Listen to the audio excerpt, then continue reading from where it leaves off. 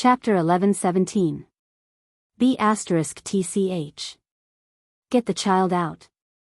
With that, Wanru reached out her hand toward Yu. Yu glared at her coldly and hid behind Yunshusher. Yunshusher said angrily, Wanru, why should I hand my child over to you? Don't go near Yu. Keep your dirty hands away from him. What a wretch. You B***tch, your child will also be a wretch. You're shameless to acknowledge a thief as your mother. Yunshusher's gaze turned frosty as she raised her hand to slap the other's face.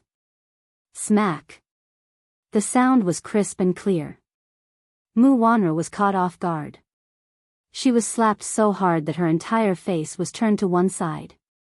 Wanru turned around in a daze and looked at her in disbelief. You slapped me? Yunshusher bit her lower lip hard, but her face was full of hatred. She hated Wanru from the bottom of her heart. She had taken away so many things from her, and now, even Yu was going to be taken away from her. Unforgivable. You're the shameless B***tch, aren't you? Yunshusher could not calm herself down. She suddenly said coldly, if Yu returns to the Mu family, then he'll really acknowledge a thief as his mother. Her words were vague. The bystanders were baffled by his words, but Wanru could read between the lines. His words seemed to have accurately hit her where she felt the most guilty. She bellowed, shut up. You're hiding the Mu family's child, yet you still dare to flaunt your prowess in front of me. B****. Crazy woman, you're not allowed to scold my mommy. You're the B****. Yun Tianyu was livid. He opened his arms wide and stood in front of Yunshusher. His eyes were full of hatred and anger. His heart was filled with anger and hatred. He suddenly understood who the mastermind behind this school shooting incident was. He could see that Wanru was bent on getting rid of him and his mommy.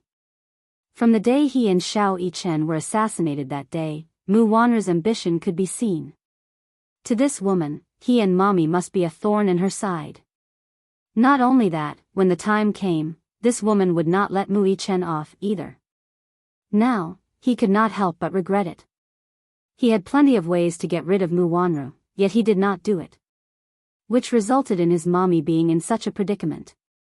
If he had acted earlier and gotten rid of Wanru, today's incident would not have happened.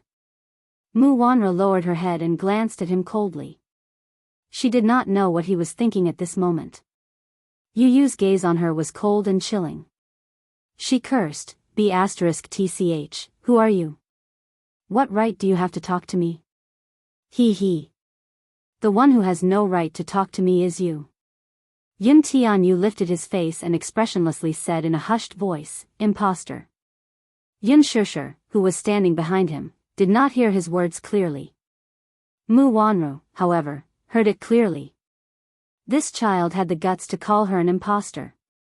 Wanru flew into a rage out of humiliation.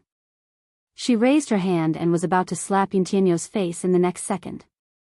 Yunshusher reached out abruptly and held her hand tightly. Let go. Wanru struggled with all her might. At the side, a soldier immediately stepped forward and restrained Yunshusher. Chapter 11:18. Wanru reached out to pull him away. Yun Tianyu turned his head, grabbed her wrist, and bit it with a whimper. He bit down viciously, he really bit down viciously. Channeling all his anger and humiliation into his strength, he bit down as if he wanted to break her wrist. Wanru struggled to shake her hand off. Letting out a shrill scream, she hurriedly tried to break free from his grip. However, Yu refused to let go of her wrist. With bloodshot eyes, he bit down harder until the tip of his teeth pierced through her flesh and he tasted blood. He had actually bitten open Wanru's wrist. Ah! Wanru screamed even more wretchedly and almost jumped up. Yunshusher was angry and anxious.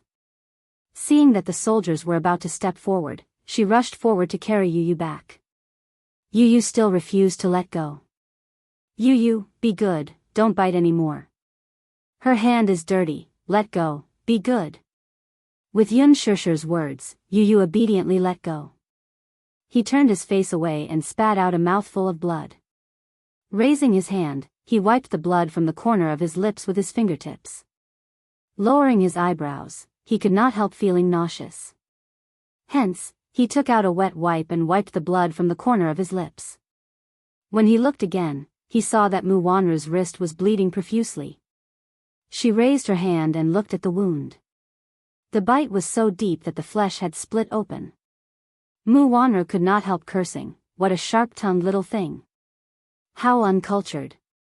As she spoke, she gave the order, "Men, take this child away." Just as Mu Wanru finished speaking, a few Special Forces soldiers behind her took action. 3 Special Forces soldiers walked up to Yun Shishir. One of them held her down with one hand while the other carried the boy in his arms. Yun Tianyu did not even have time to struggle before he was caught in her arms. Earlier, Mu Xing had repeatedly emphasized that the children were not to be hurt. Hence, even though these people were a little rough with Yun Shishir, they were very gentle with Yu Yu. Even though Yu Yu struggled in their arms, kicking and hitting him, they were, after all, trained in the Special Forces. No matter how much trouble he made, they did not move an inch. Yun Shishir was furious. She struggled to go forward and snatch Yu Yu back. Mu Wanru took the lead and strode forward.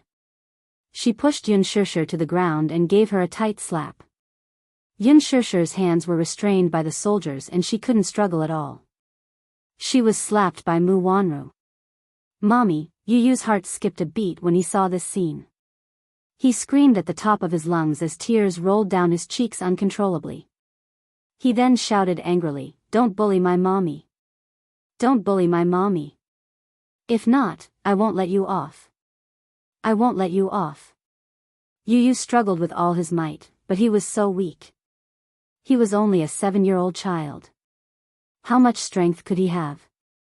He was not like Xiao Yichen, who had received special training from a young age. He was so weak that no matter how he struggled, he was unable to withstand a single blow from the Special Forces soldiers. Mu Wanru cast a sidelong glance at Yu Yu and snorted. "You're overestimating yourself. You're still trying to struggle at this point." Mu Wanru was pleased with herself. She grabbed Yun Shishir's neck with such force that Yun Shishir felt suffocated. All the blood in her body rushed to the top of her head, and her face turned red. Chapter 11:19. Mu Wanru pinched Yun Shishir so hard that, in just a few seconds, she felt her consciousness fading away as if she were on the verge of suffocating. Immediately after, she heard Yu Yu's desperate scream. "Don't. Let go of my mommy. Let go. Let go of her. You're not allowed to touch my mommy. If anything happens to my mommy, I'll make sure all of you are buried with her." Yun Tianyu tried to break free several times, but just as he landed on the ground, he was pulled back with one hand. He was too weak. There was no way he could compete with the well-trained soldiers. Mu Wanru was determined to kill Yun Shishir, so she did not hesitate to use her strength. Suddenly, a shout came from the door. "Stop." Startled, Mu Wanru subconsciously let go of her hand. Yun Shishir collapsed to the ground and coughed violently as she clutched her throat, which was about to be broken. Yun Tianyu gritted his teeth and clenched his fists tightly. His whole body trembled uncontrollably. He was in a state of extreme fear and hatred. Fear. He was worried that Mu Wanru would be ruthless and hurt his mommy. He hated that he was so weak that he could not protect his mommy. Anger. He hated Mu Wanru's ruthless methods. At this moment, his heart seemed to be swallowed by a layer of boundless darkness. A bloody thought suddenly popped up in his mind. If he had the chance, he would definitely tear Mu Wanru into pieces. Even he was taken aback by this sudden thought. However, at this moment, hatred had taken over his heart. Mu Sheng, who was standing at the door, saw this scene the moment he entered. He could not help but stop her. "Wanru, don't blow this matter up. I'm here to take the child away." "Grandpa," Mu Wanru felt inexplicably uneasy when she saw him. What made her uneasy was that she could not let him see Yun Shishir's face. Otherwise, if he recognized Yun Shishir's face, which was very similar to Mu Qingqing's, he would be suspicious.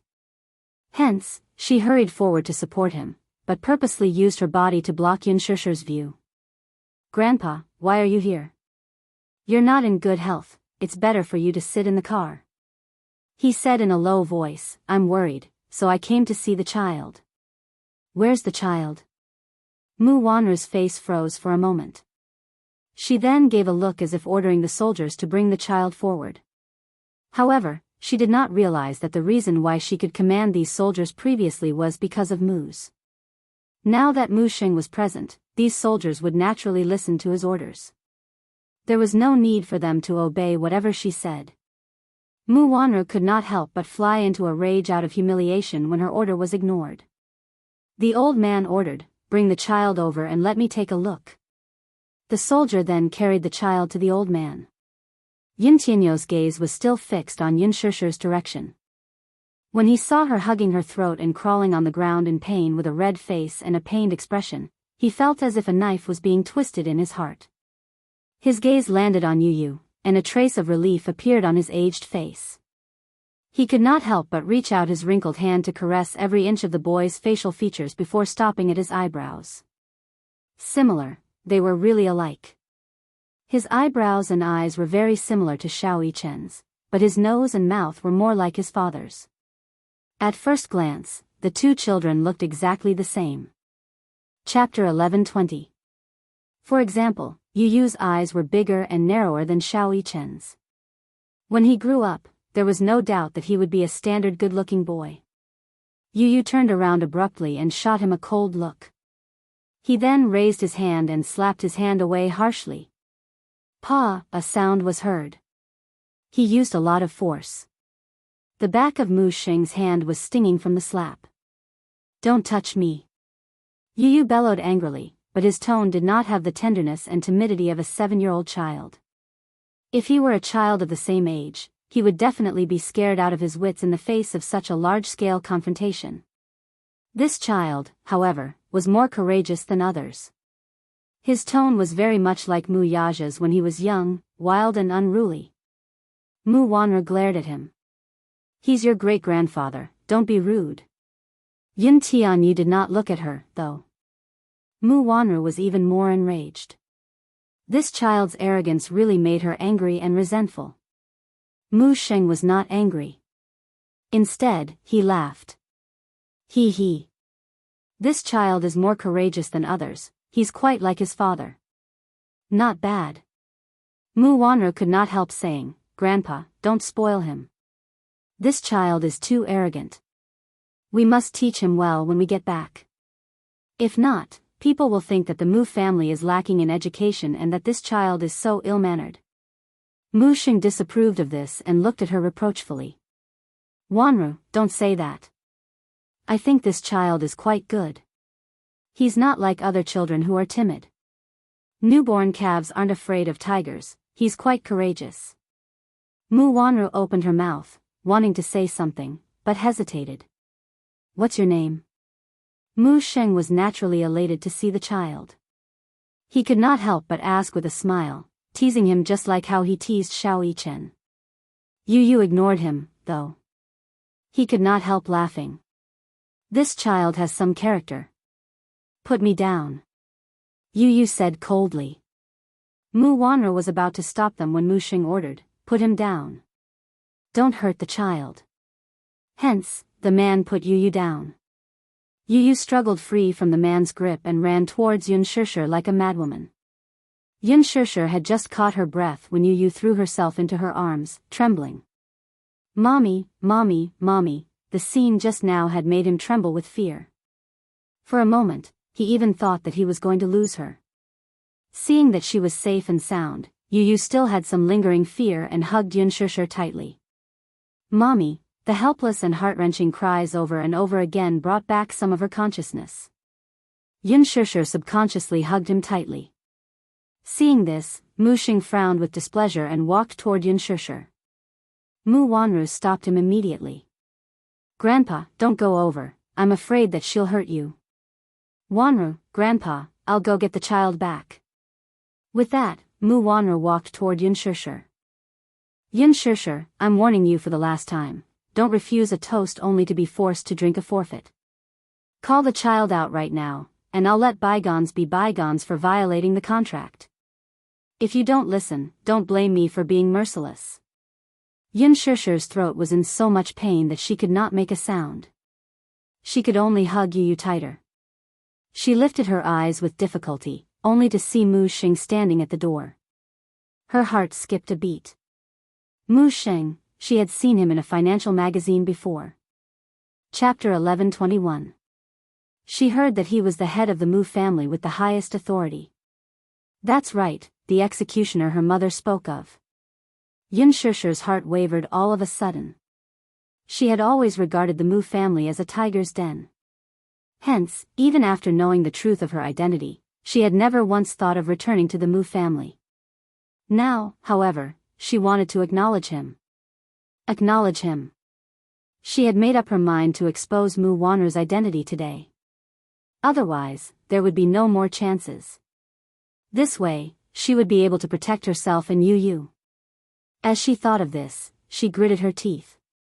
Carrying Yu in her arms, she struggled to support her body and walked toward Mu Xing. Mu Wanru's expression changed when she saw this. She was very sensitive and not stupid. When she saw Yun Shishir walking toward Mu Xing, she guessed at once that the latter wanted to reunite with him. No, she must not let her have her way.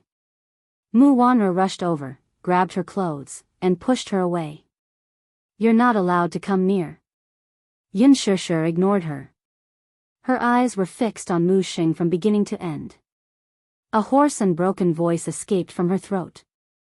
Grandpa. Grandpa, she wanted to acknowledge him. She had decided to acknowledge him back to the Mu family.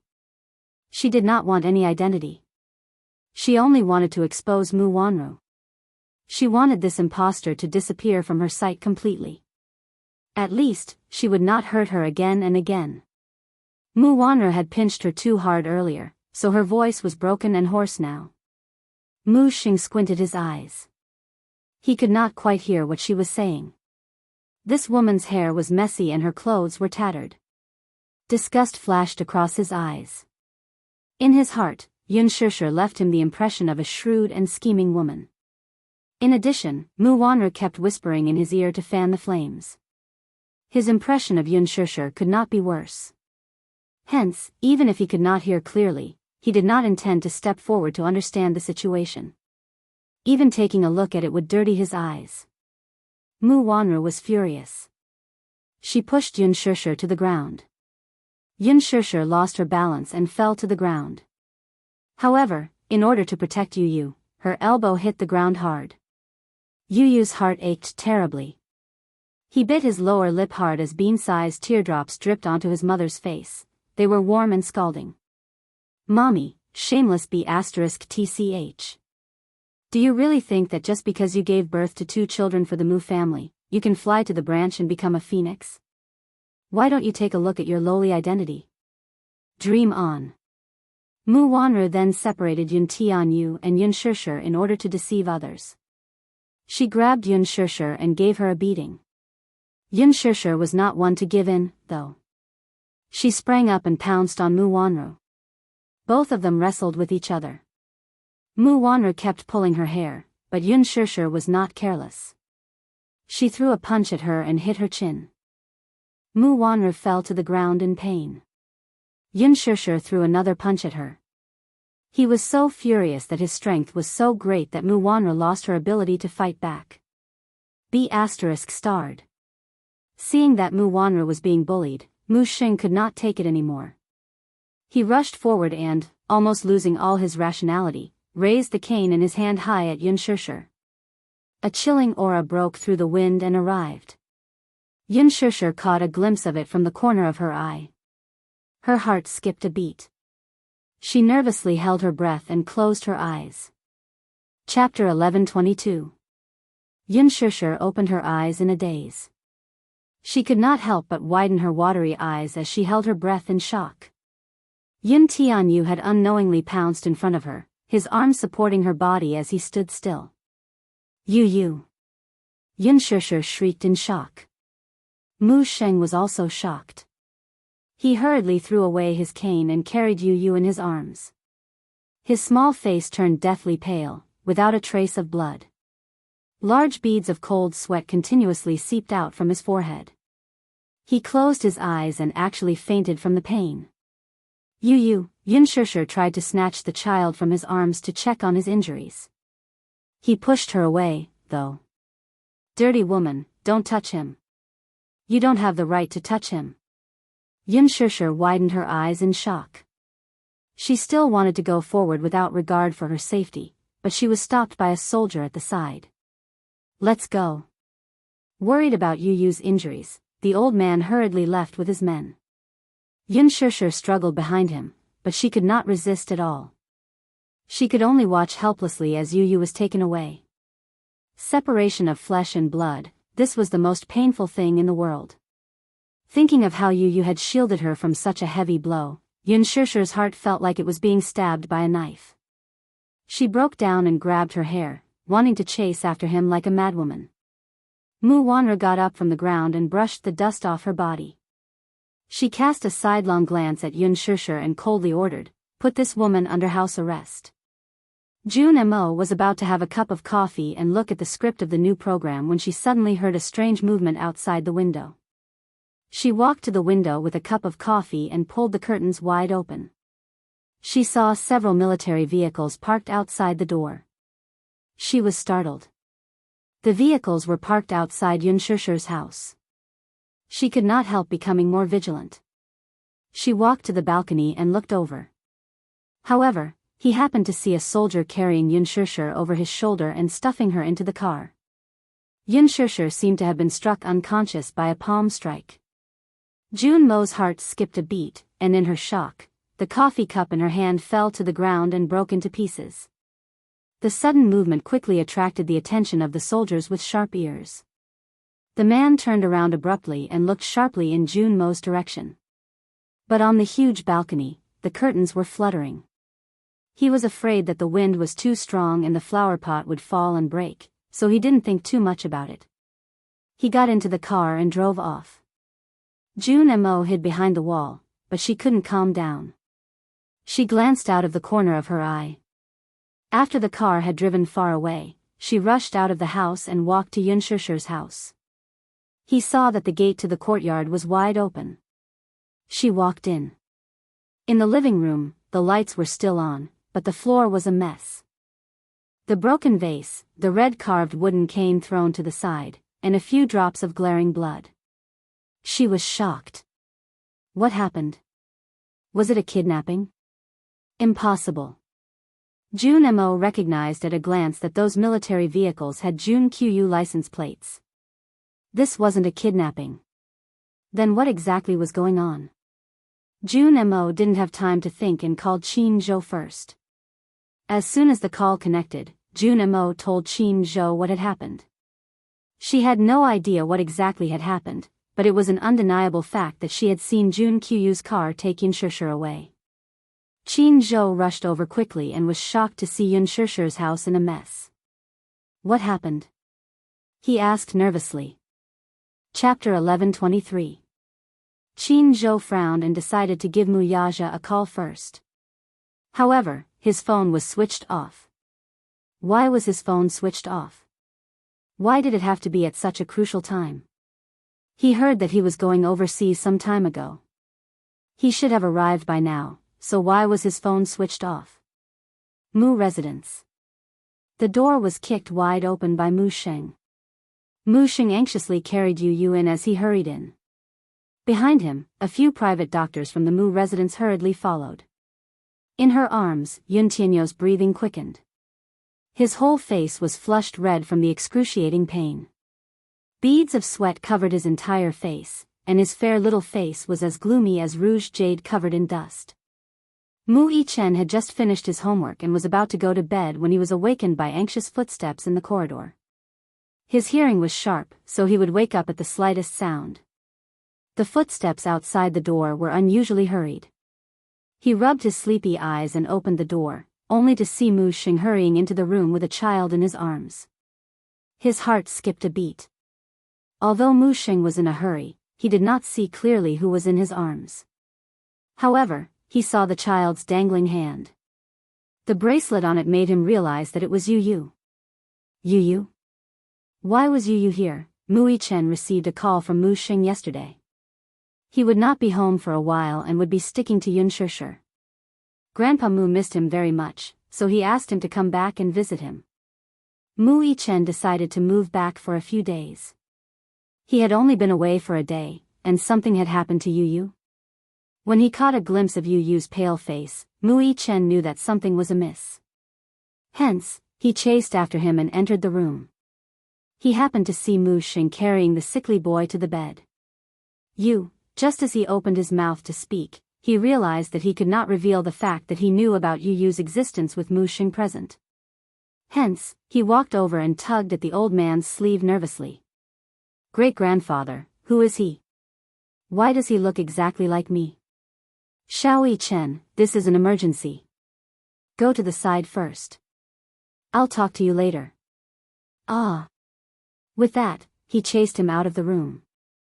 A few private doctors walked into the room nervously and locked the door. Mu Yichen stood outside the door and paced back and forth nervously. What was going on? When he was in the room earlier, he saw Yu Yu's pale face and her haggard appearance. He had no idea what had happened, so he hurried back to the room and locked the door. He took out his phone and dialed Yun Shishir's number. The call went through, but no one answered. He bit his lip and dialed Mu Yaja's number. The phone was turned off. Damn it. Worried, he walked over to Yu Yu's room and paced back and forth uneasily. He didn't know how long he had been waiting, but it felt like a century. The door finally opened. He rushed in, only to see that Yu Yu was already awake. She was leaning against the bed with a gloomy face. Her pair of beautiful and clear eyes were buried in the shadow of her fringe, so he could not see her expression clearly. Mu Xing was sitting at the side. The spacious room was eerily silent, and the atmosphere was so stifling that it was difficult to breathe. Mu Yichen walked over cautiously. His gaze landed on Yu Yu, only to see that the latter's shoulder was bandaged tightly. Injured? Chapter 11:24. Yu Yu sat on the bed with his back against the headboard and his head bowed in silence. However, when he heard movement at the door, he looked up and saw Xiao Yichen. His eyes flashed and his expression changed slightly. The two little munchkins exchanged glances, then quickly averted their gazes in tacit understanding. Mu Yichen slowly walked to stand behind his grandfather. Mu Xing sat on the edge of the bed with a deep gaze. His eyes carefully sized up Yu Yu's eyebrows, eyes, and every inch of his facial features. After 7 years, this was the first time he could seriously size up his long-lost great-grandson. His heart was filled with gratification and joy of reuniting after a long separation, but at the same time, he felt worried.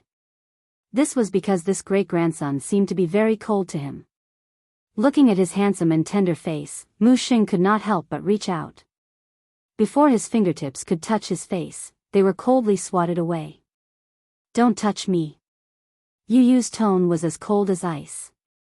His eyes were like cold swords shooting at him. Her cold, distant, and even indifferent gaze hurt the old man immensely. After 7 years, they were supposed to be family, but now, they were more like enemies meeting.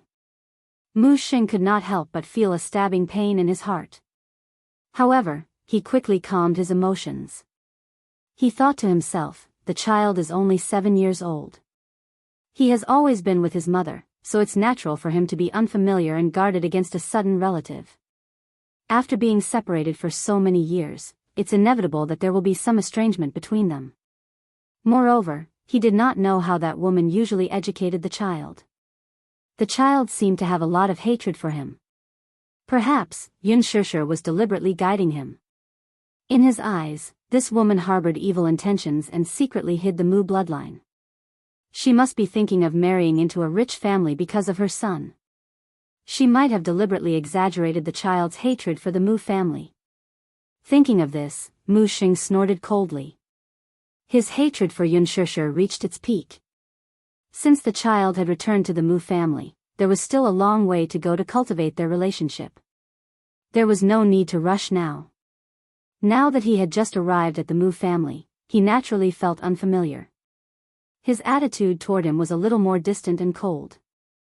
This was only natural. Moreover, he approved of this child. When they first met, he had a good impression of Yu Yu. It was not because of anything else, but because of his courage to protect Yunshishir. Even though he was young, he already had the sense of responsibility that a mature man should have. Naturally, he was happy to see his children being filial. What was even more commendable was that this child didn't seem to be afraid of strangers, like a newborn calf that wasn't afraid of tigers. With this thought in mind, the gloominess on his face dissipated a little. With a smile on his face, he closed the distance between them and gently teased, "Little guy, you've got a bit of a temper. Tell me, what's your name?"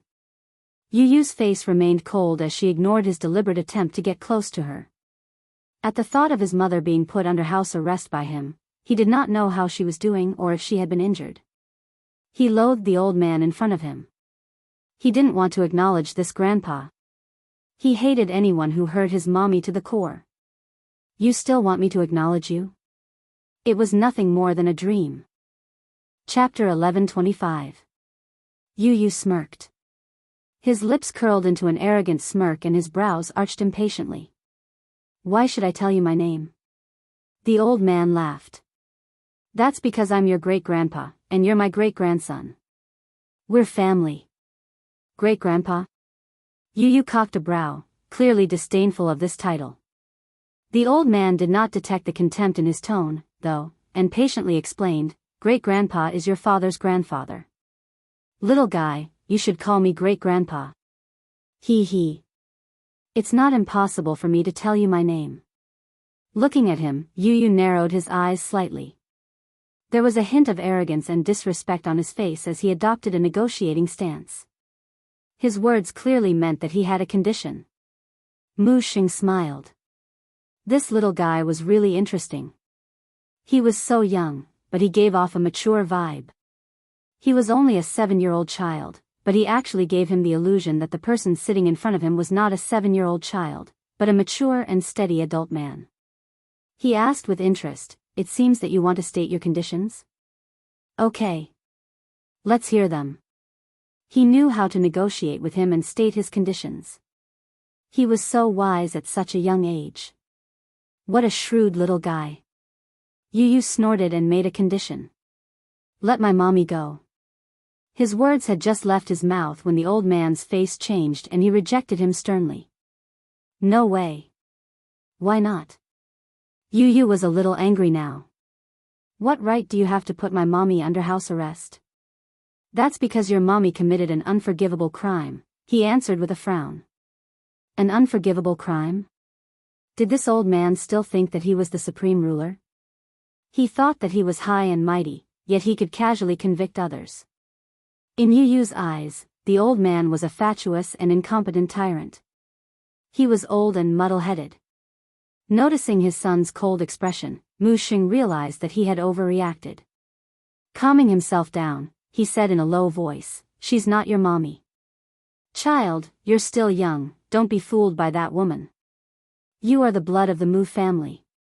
She was the one who kidnapped you and kept you by her side for so many years. She caused us to be separated from each other for so many years. How could I forgive her? She signed a contract with the Mu family. Now that she has violated the contract, I'm going to send her to see the officials." "Ha! She's my mommy, the one who gave birth to me and raised me. What you think is not important. I only know that she is my closest kin. You must let her go." Yu Yu smiled coldly and glanced at him from the corner of his eyes. His lips curled into a playful smile as he said faintly, "Grandpa, you can't be so foolish." Not being able to distinguish right from wrong, black from white. Mu Xing was taken aback. Yu Yu suddenly said in a deep voice, "I called you old grandpa, because of my daddy and also to give you some face. Still, I have my bottom line. If you cross it, I swear." His words trailed off. Yu Yu raised his eyes to look at him. The coldness in his eyes intensified to a frightening extent. He did not finish his words, though. He only swore in his heart that if anything happened to his mommy, he would not forgive him. The old man found it strange and could not help probing further. What are you swearing? I swear that I'll make you regret it. Chapter 11:26. Sometimes, children were more daring. It could be said that newborn calves were not afraid of tigers. However, for this child to say such words, it was a little too arrogant. No matter what, he was still his elder. Even if he was in the wrong, it was not his place to point him out. It was not that he could not make a joke about an elder as it was harmless, but his attitude should at least be more respectful. After all, he was his elder. Given their seniority, it was only appropriate for them to show a bit of the dignity of an elder. This child actually dared to threaten him? Yu Yu glanced at his gloomy face but did not buy it. The grandfather-grandson pair looked at each other with ugly expressions. It was as if they were in a standoff. Mu Yichen saw this and timely asked, "Great-grandpa, what's wrong? You look so fierce. Who made you unhappy?" Only then did Mu Xing realize that Mu Yichen had entered the room unknowingly. The moment he saw him, he immediately hugged the little guy in his arms and lowered his head to say, "Come, Xiao Yichen. Look, this is your younger brother." Mu Yichen rolled his eyes inwardly. He knew that this was his younger brother. However, he still pretended that this was the first time he had seen his younger brother who looked exactly like him. Wow! This little guy is so cute. Is he really my younger brother? Yes. Mu Xing nodded. Because of Mu Yichen's clown antics, his expression finally eased a little. Your younger brother was abducted by a bad woman. You two brothers have been separated for 7 years. It's only natural that you two are estranged when you return home today. You should spend more time with him and talk to him. His hope was that the two little guys could develop feelings for each other easily. This way, it would be easier for you to get rid of the grudge in his heart. Hence, after giving a few instructions, he left Xiao Yichen in the room and left.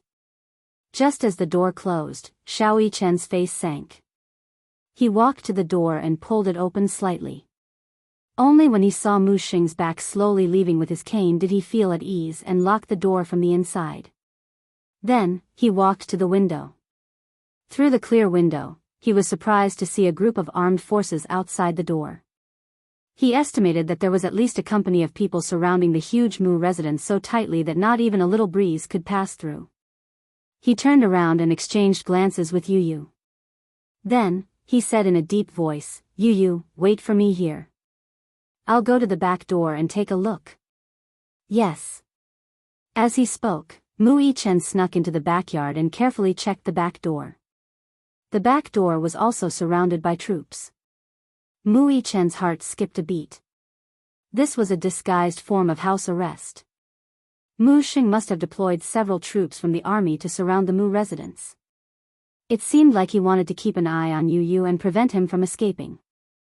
Mu Yichen returned to the room and locked the door from the inside. He walked to the window and drew the curtains. Then, he walked to the bed and sat down. Yu Yu narrowed his eyes. Seeing his gloomy face, he could roughly guess what had happened, but he still asked, "How is it?" "They're all armed forces. The entire Mu residence has been surrounded. It's airtight. The possibility of sneaking out is very slim." Yu Yu's heart sank. D****. What exactly happened? Mu Yichen held his hand worriedly. "Where's Mommy?" "Mommy is under house arrest," Yu Yu said anxiously. Chapter 11:27. Now that his mother was in Mu Wanru's hands and her whereabouts were unknown, every second made him restless. "I should have gotten rid of this woman long ago. D****, it's my negligence." Yu Yu's heart burned with anxiety at the thought that his mother's life was in danger because of his negligence. Mu Yichen was stunned when he heard about the incident from Yu Yu. He did not expect so many things to happen in the 2 days that he was away. Earlier, he had read about the school shooting incident from the news, but he did not expect that the so-called shooting incident was not as simple as it seemed. It was an assassination. Yu Yu said in a low voice, our main goal now is to cover my escape from here. Mu Yichen furrowed his brows. That's a little difficult. The Mu residence is now full of spies. Outside the house, there will be sentries. Mu Sheng has deployed a few troops from the army. The only place not under surveillance is this house. Yu Yu looked up and met his gaze. He frowned anxiously. For the first time in his life, he felt so powerless and useless. Suddenly, a white light flashed across his mind.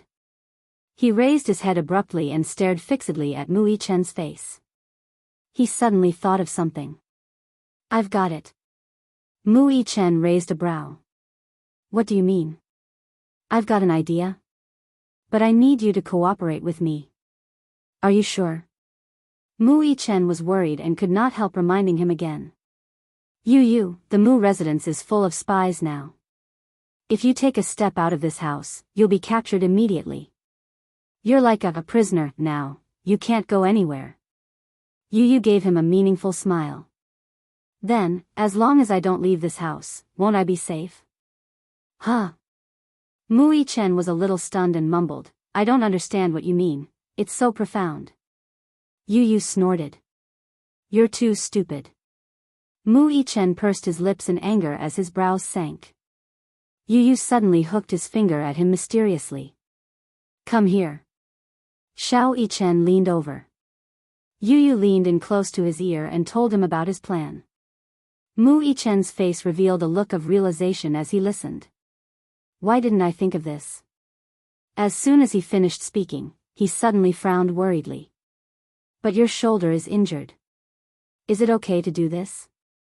Yu, however, replied in a nonchalant tone, don't worry. It's just a small injury. Right now, Mommy's safety was the most urgent matter. His small injury was nothing to worry about. Yu's plan. The mercenary group sent by the Hurricane Group would arrive in the capital tomorrow night. Before that, he had to leave the Mu residence and make other plans. Mu Yichen pondered for a moment and nodded. Okay. Night fell, and the cold rain enveloped the bustling city. In an underground private warehouse in the suburbs, the streets were quiet and only the sound of the heavy rain could be heard. In the dark underground prison, there was a strong smell of blood. The moonlight shone in through the narrow iron window. In the dim light, a woman covered in injuries was lying quietly against the wall. His thick black hair draped messily over his shoulders, covering half of his delicate and pretty face. Chapter 11:28. Her eyebrows were tightly knitted and her eyes were tightly shut. There was a line of blood at the corner of her lips and she was clenching her teeth. Her lips were slightly twisted as if she was trying hard to endure something. Even though she was unconscious, her hands were covering her abdomen and she maintained this strange posture. Her body was slightly curled up and her clothes were tattered. She was riddled with wounds and there were traces of violence all over her body. The woman seemed to have fainted from the pain as she was so stiff that she didn't move at all. The prison door was opened and Mu Wanra led a group of burly men dressed in black as they strolled in. She stopped in her tracks and gave a signal with her eyes. A man from the side strode over. There was a hideous scar on the man's face and it was so long that it covered half of his face. His originally ugly facial features looked even more sinister and terrifying. He strolled to the woman's side and kicked her face with the tip of his shoe. Seeing that there was no reaction, he kicked her shoulder forcefully. There was a crack and it sounded like the sound of bones being dislocated. After a while, there was still no movement. It seemed like this woman had really fainted. He turned his head and gave a signal with his eyes. His subordinate nodded in understanding and walked over to take out a pair of handcuffs. He tied her wrists to the metal pillars and then brought over a basin of cold water mixed with salt and splashed it on her lowered head. The salt water poured down like a waterfall and corroded all the wounds on her body. In a burst of intense and piercing pain, Yun Shishir suddenly opened her eyes and sucked in a breath of cold air with a hiss. The sudden pain caused her to raise her head high and hit her head heavily on the wall. Under the hard impact, her mind finally cleared up a little. She shook her head strenuously to get rid of the salt water that had seeped into her eyelids. Her blurry vision overlapped and gradually became clear. She saw the person standing in front of her at a glance. Before she could react, she saw Mu Wanru walking in front of her and squatting down calmly. She grabbed her wet hair and pulled, forcing her face to come closer to her. The force was so strong that it was as if she wanted to pull out a handful of her hair. Even if it was Yun Shishir, she was also forced to wake up by the pain. Mu Wanru bared her teeth and reached out to pat her cheeks provocatively. She gave a sinister smile and said, "Yun Shishir, I didn't expect your life to be so tough. Look at you now, you're in such a sorry state. If you didn't go against me earlier, wouldn't all of this, wouldn't it?" Ha, ha, ha. Yun Shishir's lips curled up playfully. Lifting her heavy eyelids, the tip of her tongue slowly licked away the fishy sweetness on her lips. For a moment, she could not tell if it was her own blood or the taste of salt water. And disgusting. Instead of getting angry, Mu Wanru laughed. Her lips curled up to reveal her pearly whites as she said in a low voice, "Yun Shishir, you really are a B*TCH who doesn't know the immensity of heaven and earth. You're already at death's door and you're still so stubborn. I think you haven't suffered enough, right? Ha ha. You, as long as you're a smart person, you should know your place and kneel down to beg me for mercy. If you make me feel better, maybe I'll let you off. How about that? Do you want to beg me for mercy?" Chapter 1129. Yun Shishir's eyes were half opened lazily, but there was a cold and mocking glint in her eyes, as though she was mocking her ignorance and naivety. She didn't open her mouth but just stared at her quietly. That gaze, which was mixed with pity, disdain, and contempt, was extremely cold, so cold that it didn't have any warmth. From top to bottom, her gaze was sizing her up bit by bit, as though she was gouging out her skin. The icy cold gaze seemed to penetrate into her bones. If she begged for mercy, would Mu Wanru let her off? Her. She must have some motive for kidnapping her here. She wanted her to beg for mercy, so before she achieved her motive, she wanted to fiercely admire her lowly attitude. Why should she seek humiliation for herself? Mu Wanru was completely angered by this cold and stern gaze as she grabbed her hair and viciously slammed her head against the hard wall. "You slut who doesn't know what's good for you. Her. I'd like to see how hard your bones can be." Yun Shishir groaned in pain as her brows were tightly knitted together. She only felt a violent shock in her head, as though her soul was about to be knocked out. A shadow flashed in front of her eyes, and immediately after, she felt something sticky slowly flowing down from her forehead and seeping into her eyes. Her vision was already scarlet red, and a burning pain assaulted her. She frowned and cursed in a low voice. Who's the one who doesn't know what's good for her? Mu Wanru. Don't go overboard. Say it, what's your ulterior motive? Why don't you say it out? Before she could finish her sentence, Yun Shishir suddenly felt a metallic taste in her throat, and following that, she suddenly spat out a mouthful of blood. Seeing her in such a sorry state, Mu Wanru couldn't help but feel pleased. Her motive? You want to know? She suddenly leaned over and grabbed her hair viciously. Yun Shishir, do you believe that I can kill you right now? Yun Shishir turned her face away in disgust. She glanced at him from the corner of her eyes and coldly spat out 2 words, "You want to kill me or torture me? Since I've fallen into your hands, I'll do whatever you want. Why are you spouting so much nonsense? How stubborn. Hee. If possible, I really want to kill you right now. However, it's not time yet. Haha. Mu Wanru, after pretending for so long, you finally revealed your ambition. However, you are really unbelievably naive. I'm even considering how you're going to die." Hearing her merciless ridicule, Mu Wanru flew into a rage out of humiliation and slapped her. Yun Shishir turned her head around fiercely and her face suffered a vicious slap. It stung and hurt as though it was on fire. She stared at him coldly and mocked, "Mu Wanru, don't touch me with your dirty hands. I find it disgusting." Mu Wanru was flustered and exasperated.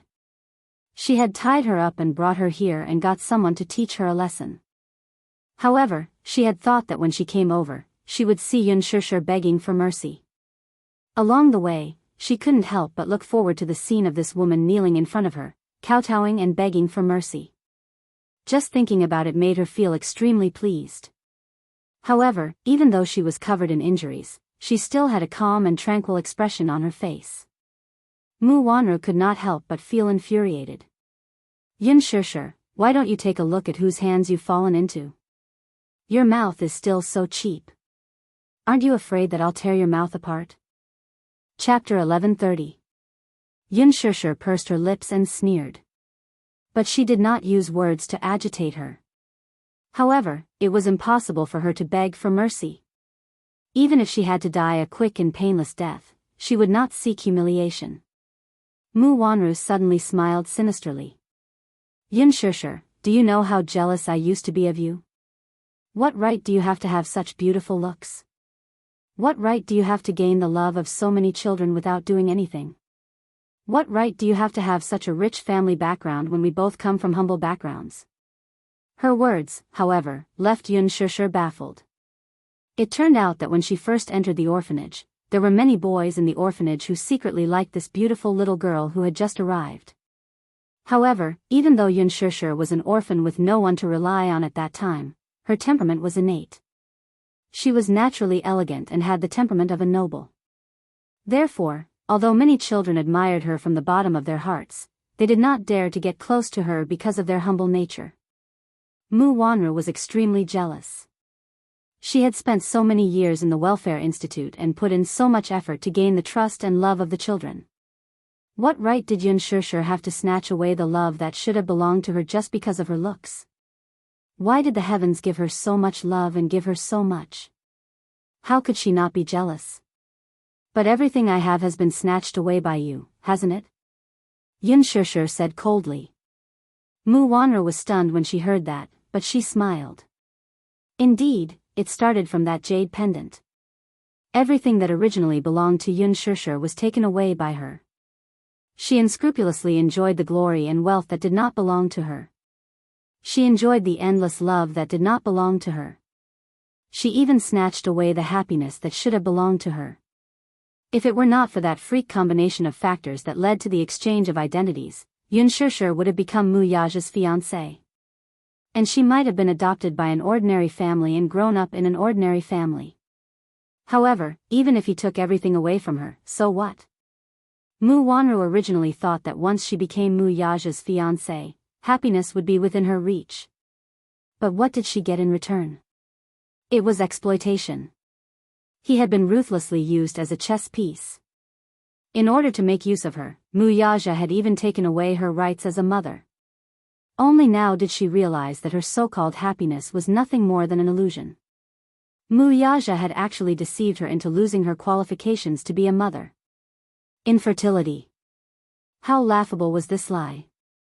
She had actually believed him and had even felt guilty towards him all this while. She even thought that it was all her fault that she couldn't give birth to a child for the Mu family. However, in the end, she was completely played in the palm of his hand. She loved him so much, but he ruthlessly used her and betrayed her. How stupid was she to trust the man she loved deeply without hesitation and treat him like a treasure? In the end, not to mention happiness, even that engagement was just a pretense. What about Yun Shishir? What right did she have to receive Mu Yaja's love? What right did she have to have so much, to have everything that made her jealous? Mu Wanru stared at her with a deadly stare, as if there was a raging fire of jealousy burning in her chest. Yun Shishir, to be honest, I used to be so jealous of you. Haha. Since Mu Yaja loves you so much, I'd like to see how far he can go for you. Chapter 1131. Mu Wanru's lips curled into a sinister and bloodthirsty smile. Take a guess. Since you're so important to him, do you think he'll give up the Mu family's inheritance for you?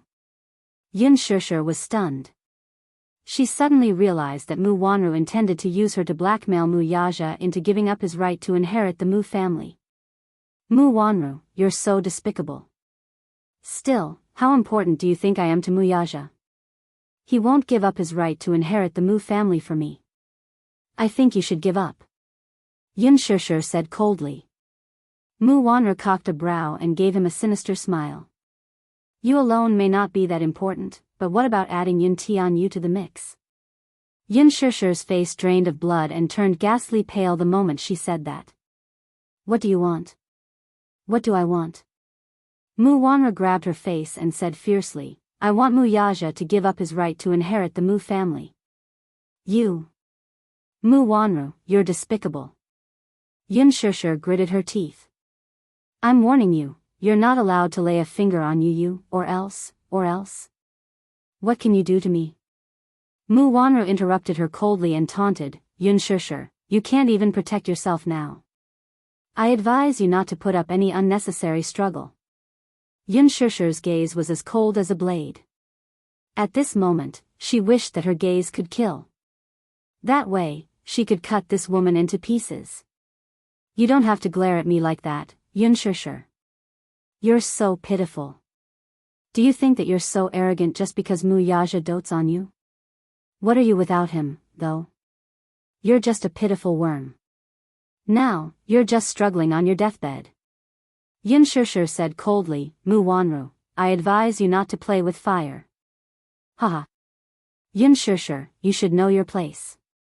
Right now, if you please me, I will be kind and torture you less before you die. Don't be stubborn. You'll be the one suffering a fate worse than death when the time comes. As Mu Wanru spoke, she stretched out her leg and kicked her face. Yun Shishir abruptly turned her face away and clenched her teeth so hard that they almost broke. Humiliation welled up in his heart.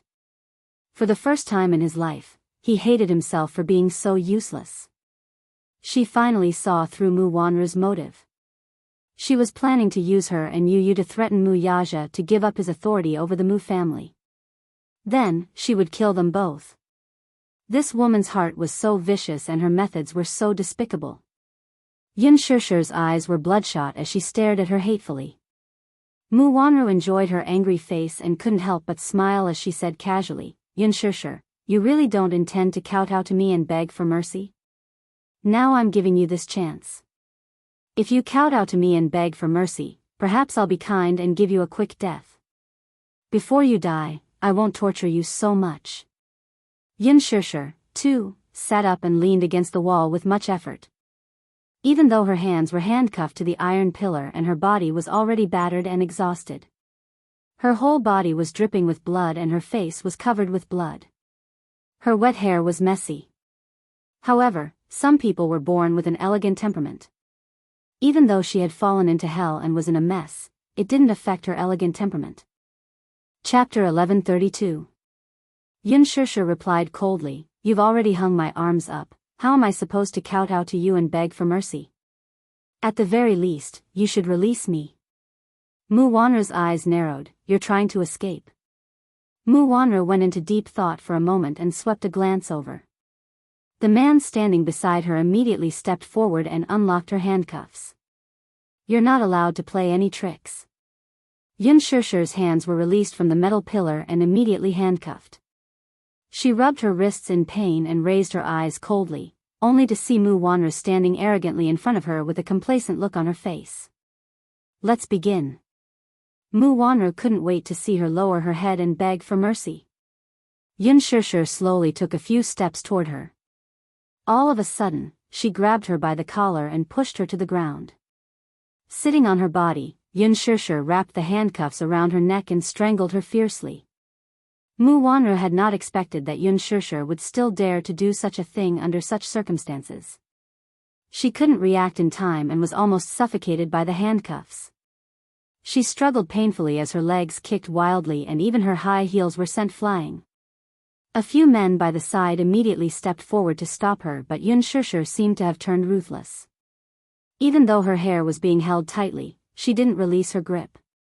The handcuffs were locked tightly around Mu Wanru's neck and she used a lot of strength and very soon, a deep blood mark was formed. Yun Shishir lowered her head and stuck close to Mu Wanru's face as she looked into her eyes.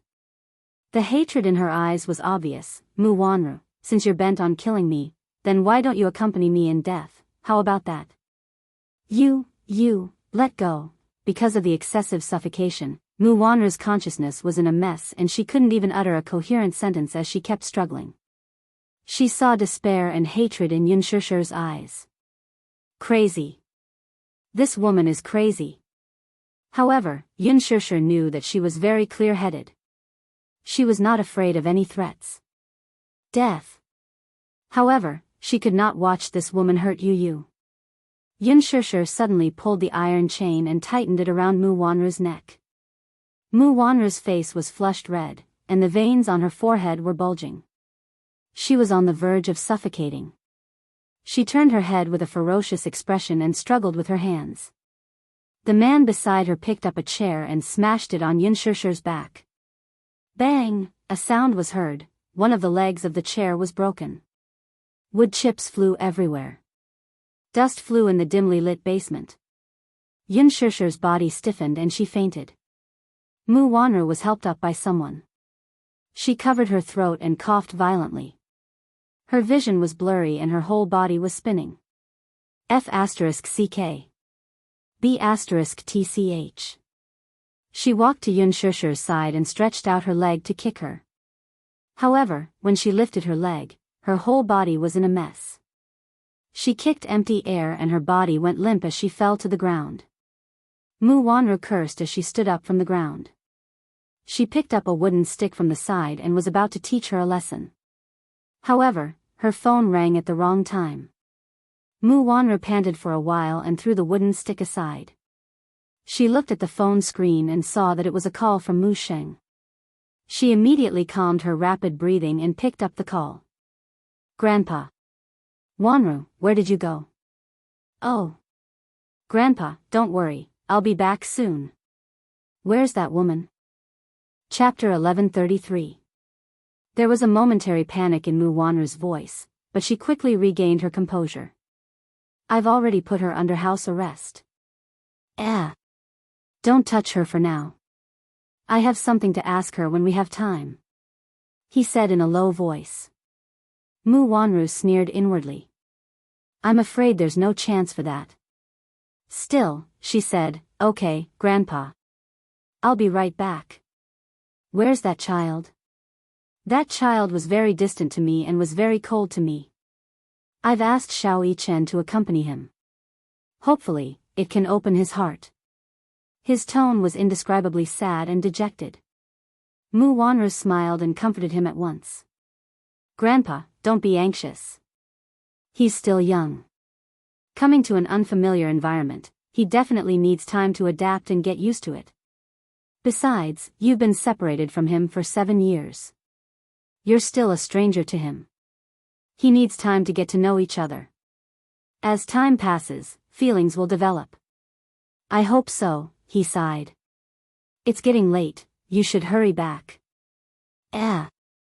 Muwanra hung up the phone and instructed her subordinates, you guys, keep an eye on her, do you understand?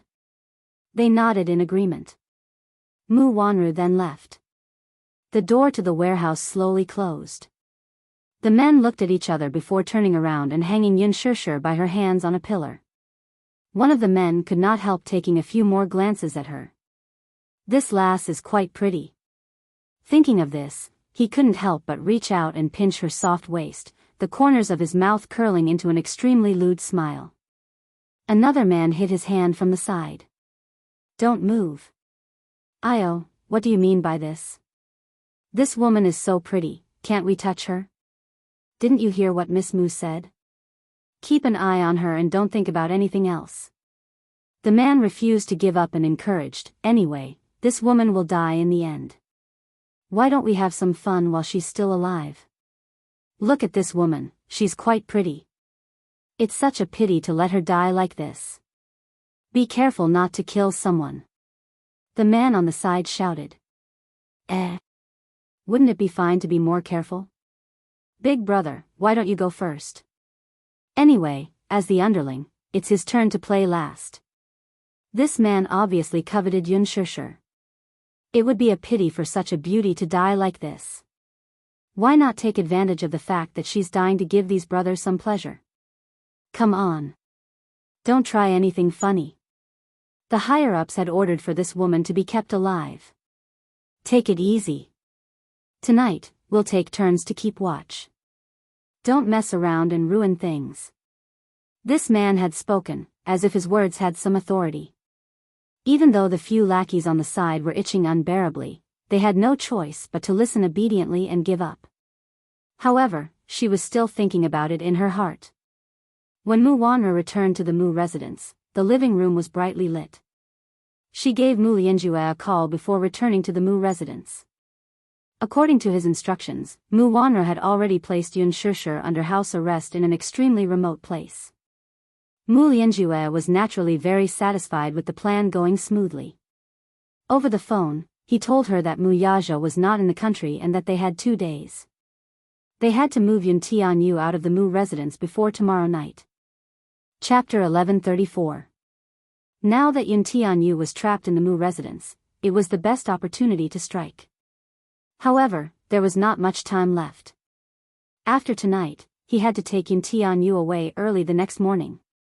When he arrived at the room, he saw Xiao Yichen standing in front of the window with his hands in his pockets.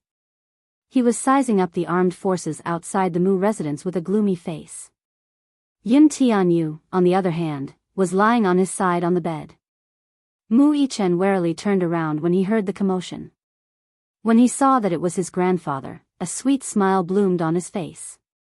Great-grandpa. The old man smiled and nodded. He then looked at Yun Tianyu, who was lying on the bed, only to see his drooping eyelids and unconcealable fatigue. Is he asleep? Mu Yichen smiled. Little brother seems to be tired, so he's asleep. The old man pondered for a moment before asking, how is it? Mu Yichen walked to the bedside and slowly sat on his side. He gently placed his hand on the back of Yu Yu's hand and frowned helplessly. Little brother is a little cold to me. He seems to be a little afraid of strangers.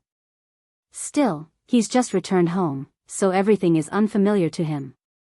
We won't be so distant after we get to know each other for a while. The old man was stunned. For some reason, Mu Yichen gave him a very unfamiliar aura. Although the person standing in front of him was indeed Mu Yichen, the aura he exuded was inexplicably mature and steady. He was not as naive as he used to be.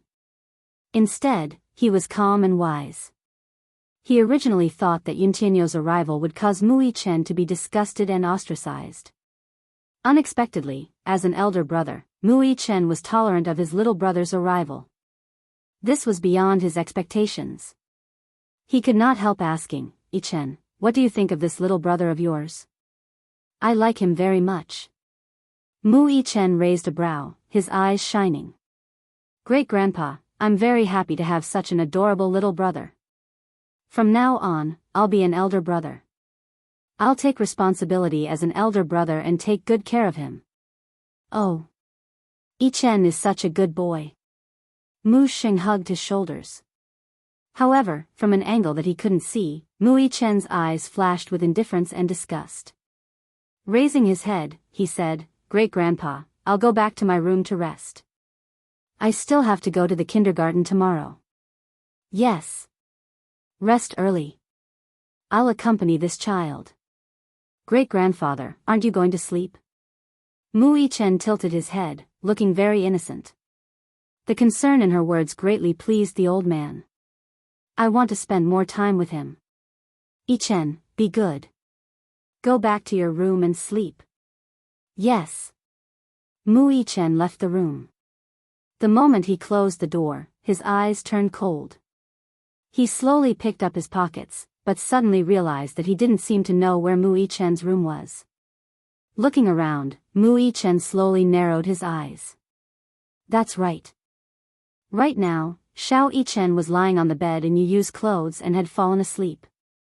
At this moment, Mu Yichen, who had left the room, was Yu Yu, who had changed into Xiao Yichen's clothes. He looked at the long corridor outside the door. The Mu residence was ridiculously huge. He suddenly walked to the staircase and ordered the servant downstairs, My room is in a mess. Help me tidy it up. Yes, young master. With that, the servant went up to the second floor. Yu Yu followed him into Mu Yichen's room, only to hear the servant's strange voice. Young master, your room is not in a mess. Chapter 1135. There was a light fragrance in Mu Yi-chen's room. Yu Yu surveyed his surroundings and slowly walked to the window. He carefully pulled open the curtains and peered outside. He could still vaguely see the patrolling soldiers stationed at the entrance. This old Master Mu had really made use of his speed to the extreme. She did not know when he had deployed another wave of troops to surround the huge Mu residence so tightly that it was airtight. He was not planning to let even a fly in. He closed the curtains tightly, walked to the bathroom, locked the door, took out his phone, and dialed Li Hanlon's number. As he did not have his phone with him, he could only use Mu Yi-chen's phone. The call was quickly connected. On the other end, Li Hanlon was especially alert. The moment he picked up the call, he asked tentatively, "Is this Director Yun?" "It's me." Yu Yu's voice was gloomy. "Director Yun, what exactly happened?" Li Hanlon's tone was urgent and nervous. Clearly, he did not know what had happened. The mercenaries sent to guard the villa had suffered heavy casualties. It was said that they had been encircled by the armed forces on a large scale. Of the dozen or so mercenaries, only 2 survived, and they were seriously injured. What did it mean to be on a large scale? A whole company of armed forces. What exactly happened that required the deployment of such a large number of armed forces? Li Hanlon was very anxious when he could not get through to Yun Tianyo's phone. Yun Tianyu patiently recounted what had happened and informed him of his current state of being imprisoned by the Mu family. The Mu residence is currently surrounded by armed forces. According to my estimation, there are 300 to 400 people. 300 to 400 people? Li Hanlon cursed inwardly. So many people? What exactly was Mu Xing planning to do? They're probably afraid that I'll be taken away. Things aren't that simple, though. It's dangerous for me to stay here any longer. Li Hanlon immediately said, "Then, we'll bring the troops over tomorrow. Hurricane's mercenary team should arrive in the capital tomorrow." Once they were in place, he would immediately rush to the Mu residence. Yun Tianyu, however, said in a low voice, "There's no need to mobilize so many people. Wait for me at the entrance of Alan Bell's kindergarten at 8:30 a.m. tomorrow." He then roughly explained his plan to Li Hanlon. The boy's plan was simple. With the stealing the sky and swapping the sun, he pretended to be Mu Yi-chen and switched identities.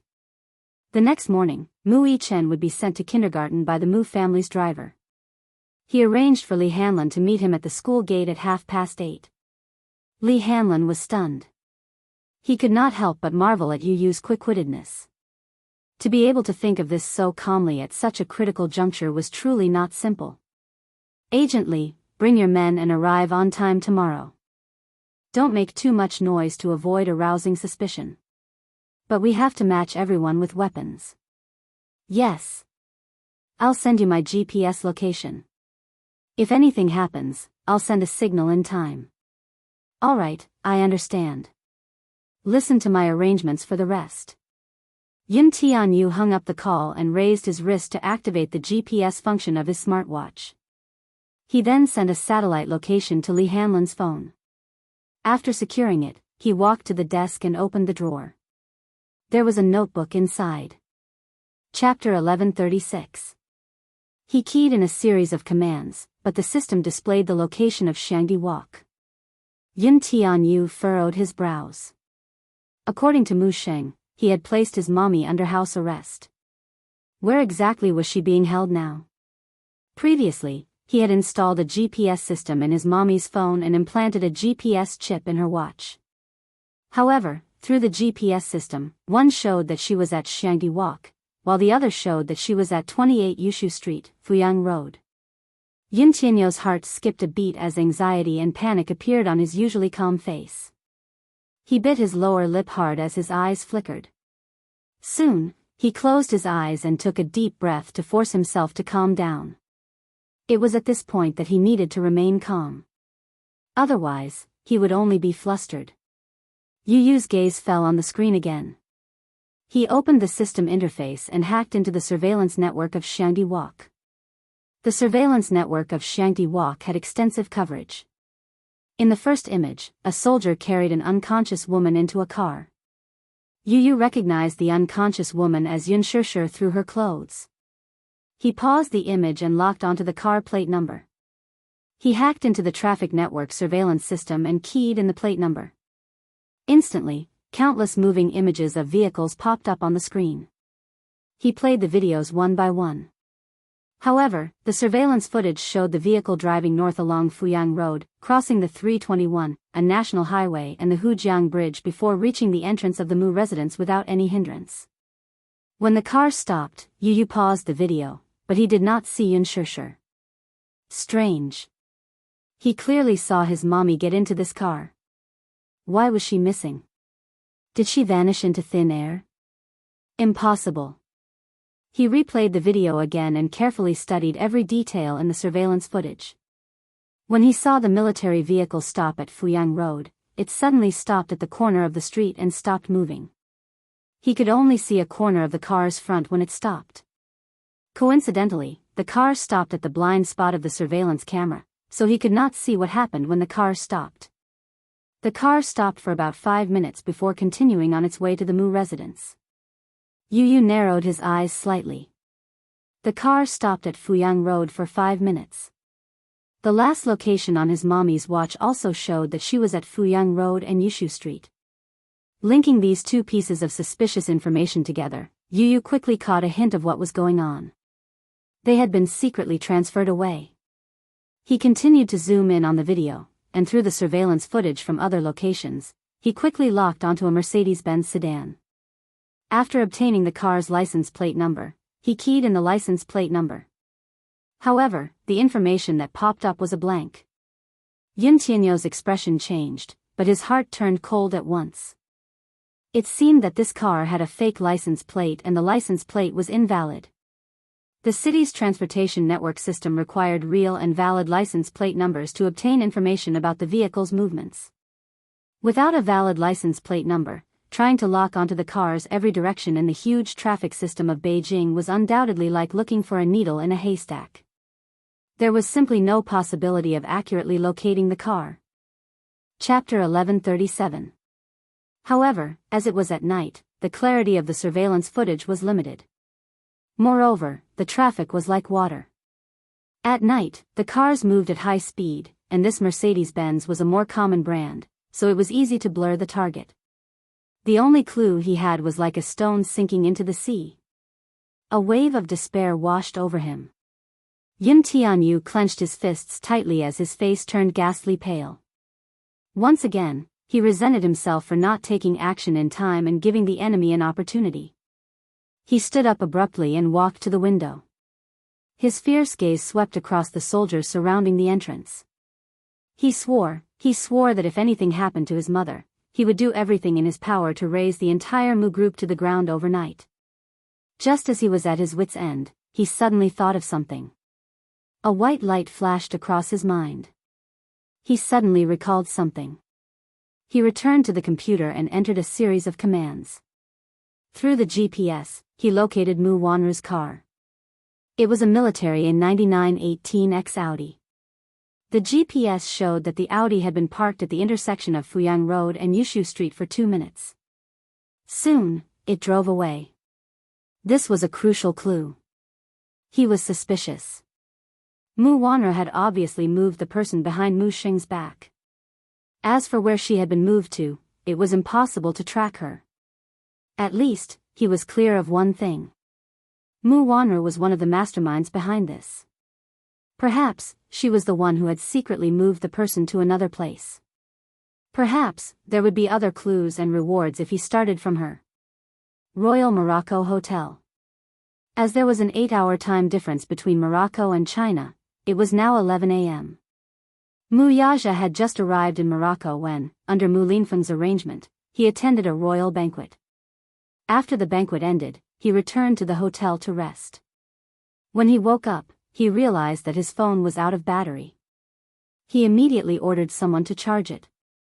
When Mu Yaja went downstairs, Mu Linfeng was already sitting in the dining room. Upon seeing him, Mu Yaja respectfully greeted, "Second uncle." You're awake. Mu Linfeng sat elegantly at the dining table and flipped through the newspaper with a solemn expression. Mu Linfeng was Mu Yaja's second uncle and the other person in charge of the Mu family. His status was prominent and his methods were similar. It could be said that the reason why Mu Yaja was able to smoothly obtain the power of the Mu family was because of him behind the scenes. It was not to be underestimated. Thus, it was clear that Mu Linfeng's position in the Mu family was particularly prominent. It was not because of anything else, but because he held a frightening amount of power in his hands. When a family developed to a certain scale, it was no longer a simple business family. The reason why Dishing Financial Group was able to control more than half of the country's business lifelines was not only due to Mu Yaja's ruthless methods and extraordinary capabilities, but also due to the Mu family's supreme centralization of power. It could be said that Mu Linfeng's status was on par with Mu Yaja's. It was just that, due to his identity, he could not be completely exposed to the public. Thus, very few people knew of his name. Mu Yaja sat down at the dining table. Just as he sat down, Mu Linfeng spoke first.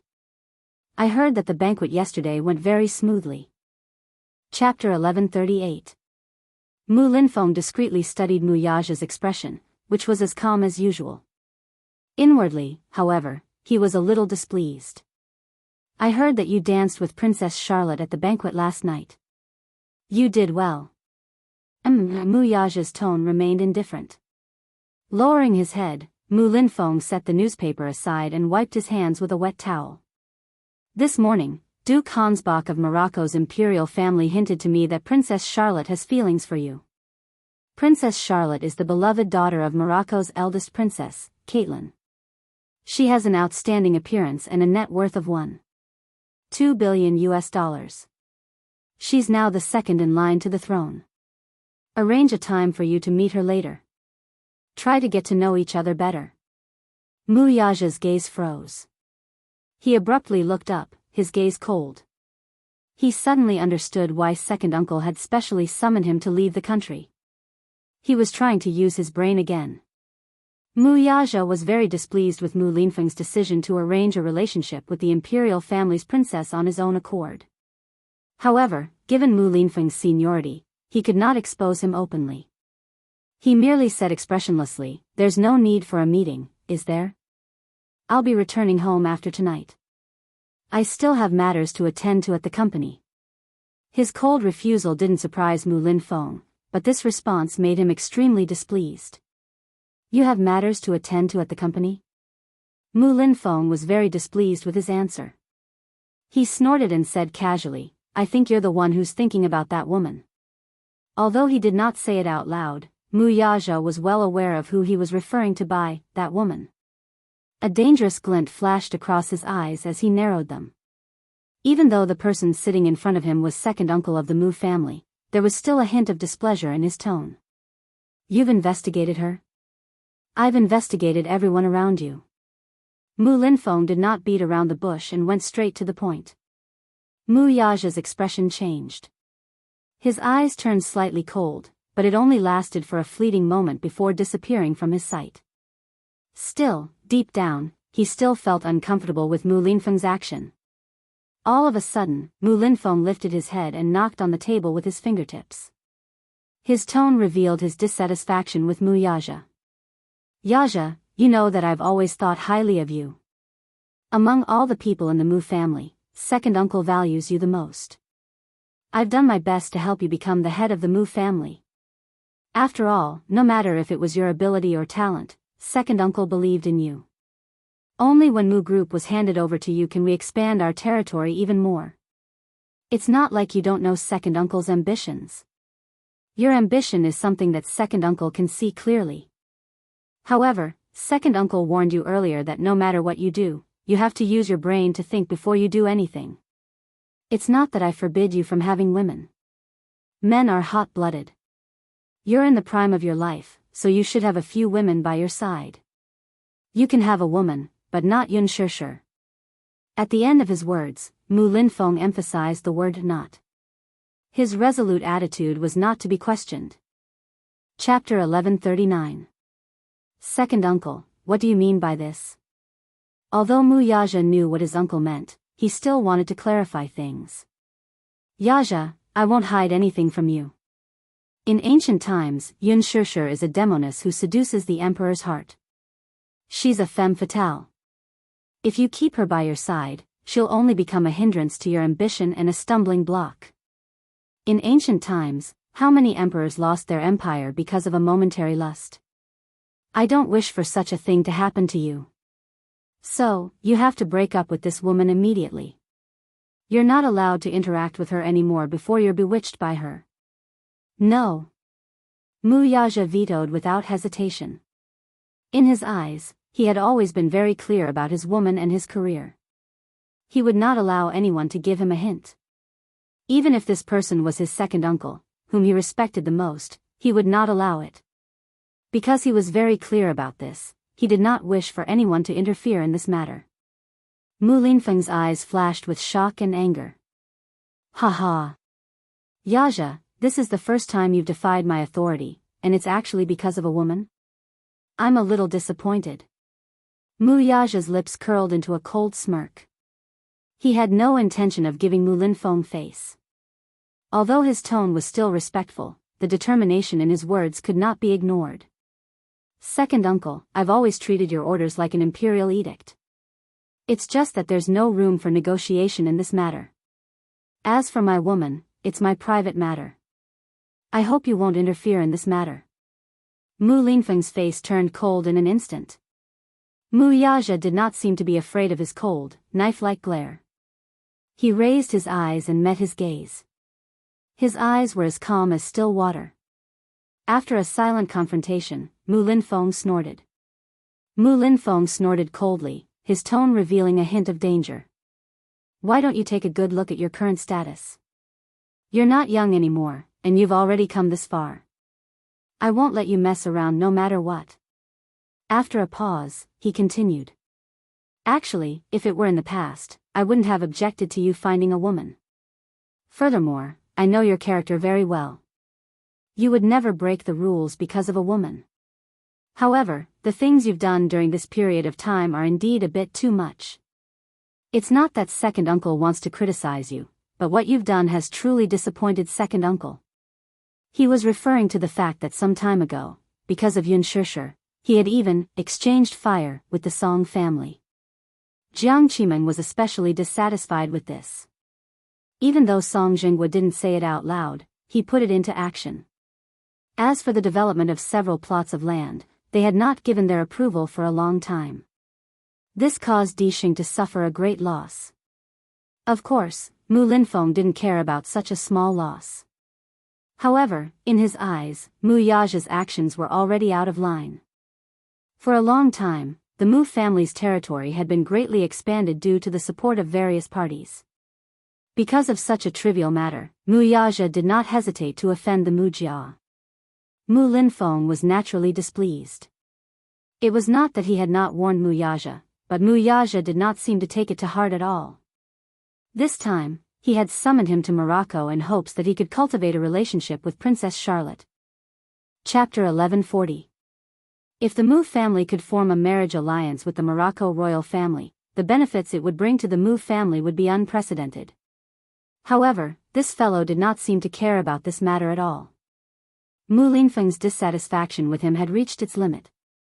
This woman is very dangerous. She has no background and no power. She'll only be a burden and a stumbling block if she stays by your side. She won't benefit you at all. Mu Linfeng's words were not without reason. He was worried that if his nephew cared too much about this woman, she would definitely become his Achilles heel. Once a person had an Achilles heel, things would be different. In the past, Mu Yaja was swift and decisive in his actions. His methods were hard and ruthless, and he only cared about benefits and not feelings. This was also why he could become a strong candidate for the position of the Mu family's head. If he had another Achilles heel, it would undoubtedly be fatal. Mu Yaja remained silent and did not say a word. Mu Linfeng spoke again, guiding him patiently. I have to give you a piece of advice. As the saying goes, it's lonely at the top. Many people are coveting your position now. If you make one wrong move, you might lose everything. Since this woman's existence will endanger you, I can't let this matter rest. I can't ignore it. Don't be foolish because you're obsessed with her. If you fall from such a high place, you'll be smashed to pieces. Mu Linfeng's tone was very heavy, but each word was like a gem. In just a few words, he had brought up the severity of the matter. Mu Yaja was momentarily speechless. Mu Linfeng was speaking from the perspective of his own interests. Every word and sentence had his own considerations. After all, it was just as the saying went, it's lonely at the top. The more one stood at the top, the more one could not have any Achilles heel, lest others take advantage of them. Mu Linfeng's words were very pertinent, but Mu Yaja did not dare to agree. However, in this situation, he had to leave some face for this senior of high status. Therefore, after a while, he said in a deep voice, "Second uncle, I know what I'm doing and what I'm doing." Mu Yaja's words were like a boulder that had been hanging in Mu Linfeng's heart. He laughed a few times and then said with satisfaction, "Hee hee. If you can say that, it means that you won't disappoint second uncle. Yaja, I have high hopes for you. Don't let second uncle down." Mu Yaja had just put down the newspaper when the servant rushed downstairs with his phone. "Chairman Mu, you have a missed call." The servant respectfully handed the phone to him. Mu Yaja unlocked the screen and saw that there were more than 10 missed calls. 3 of them were from Xiao Yichen. His expression couldn't help but become alert. It was not because of anything else but the fact that little Yichen rarely called her unless it was something important. Just as he was about to call back, he suddenly remembered the time difference in the country. It was still the middle of the night. It was probably time for the little fellow to sleep. Therefore, he did not call back immediately. Just as he put down the phone, it suddenly rang. Mu Yaja frowned and picked up the call. On the other end was Qin Zhou's anxious voice. "Chairman Mu, Shishir is missing." "What?" He stood up abruptly, only to realize that he was too agitated and attracted Mu Linfeng's attention. Chapter 1141. It said that someone from the military came and kidnapped her last night. As for her whereabouts, there's still no news. "Chairman Mu, where are you? Is it convenient for you to return?" Qin Zhou, who had always been calm, could not hide the anxiety in his voice. Mu Yaja's brows furrowed. Military? Mu Yaja's first suspicion was Mu Linfeng. However, on second thought, it was impossible. Mu Linfeng would not do such a thing. From a certain point of view, this second uncle respected him a lot. Even if he did not want any hidden dangers around him, he would not kidnap his woman without a word. "Have you sent someone to look for her?" "I have, but we haven't been able to find her." "Wait for me." Mu Yaja put down his phone and took his coat from the hanger. He ordered, "Arrange a flight, I'll return immediately." "What do you intend to do now that you're back?" Mu Linfeng suddenly raised his head with suspicion in his eyes. "Why are you in such a hurry? Did something happen?" "It's something important." "Humph. Don't tell me it has something to do with that woman?" Mu Linfeng asked suspiciously. Mu Yaja remained silent for a while, but he did not say anything. However, the moment Mu Linfeng glanced at him, he knew that his rush back had something to do with Yun Shishir. "Hence," he said coldly, "you're not allowed to go back. There's an important banquet tomorrow, and you must attend it." "Second uncle, I'm sorry. I'm afraid I can't attend the banquet." "Sorry," Mu Yaja said as he walked to the door. "Stop right there." Mu Linfeng was livid as he slammed the table and stood up. Mu Yaja stopped in his tracks, but he did not turn around. However, his back stiffened. Mu Linfeng stood up abruptly and left the table. He walked behind him with a cold expression. "Yaja, this isn't like you. What do you want to do now that you're back?" "Second uncle, I'll give you a satisfactory explanation later, but I have to go back now." With that, Mu Yaja left in a hurry. Mu Linfeng stared fixedly at his back view. His eyes slowly narrowed as a dangerous glint flashed across them. This woman was indeed a scourge if she was left alive. Look at how his nephew was bewitched to the point where his soul left his body. The gloomy underground warehouse was damp and dusty. Yun Shishir struggled to open her eyes. The pain seeped into her bones, and her entire heart was trembling.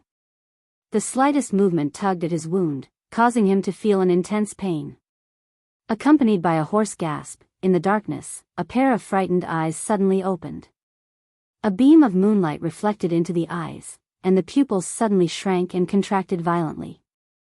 The incandescent lamp above his head kept swaying, but the surroundings were pitch black. Under the dim light, the lonely shadow pulled at one's heart, making one feel suffocated. After coming back to her senses from the nightmare, the shock in Yun Shishir's eyes gradually faded, and she slowly regained her focus. In the blink of an eye, her eyes became cold and calm. In the gloomy underground warehouse, there was a faint moldy smell.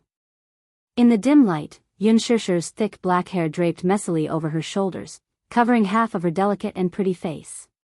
The ends of her hair seemed to be stained with red and sticky blood, and under the cold light, there seemed to be some bruises on her cheeks. Chapter 1142.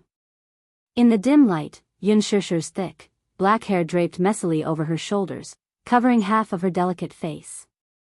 The ends of her hair seemed to be stained with red and sticky blood. Under the cold light, there seemed to be some bruises on her cheeks. Her brows were tightly knitted, and her eyes were tightly shut. There was a trickle of blood at the corner of her lips.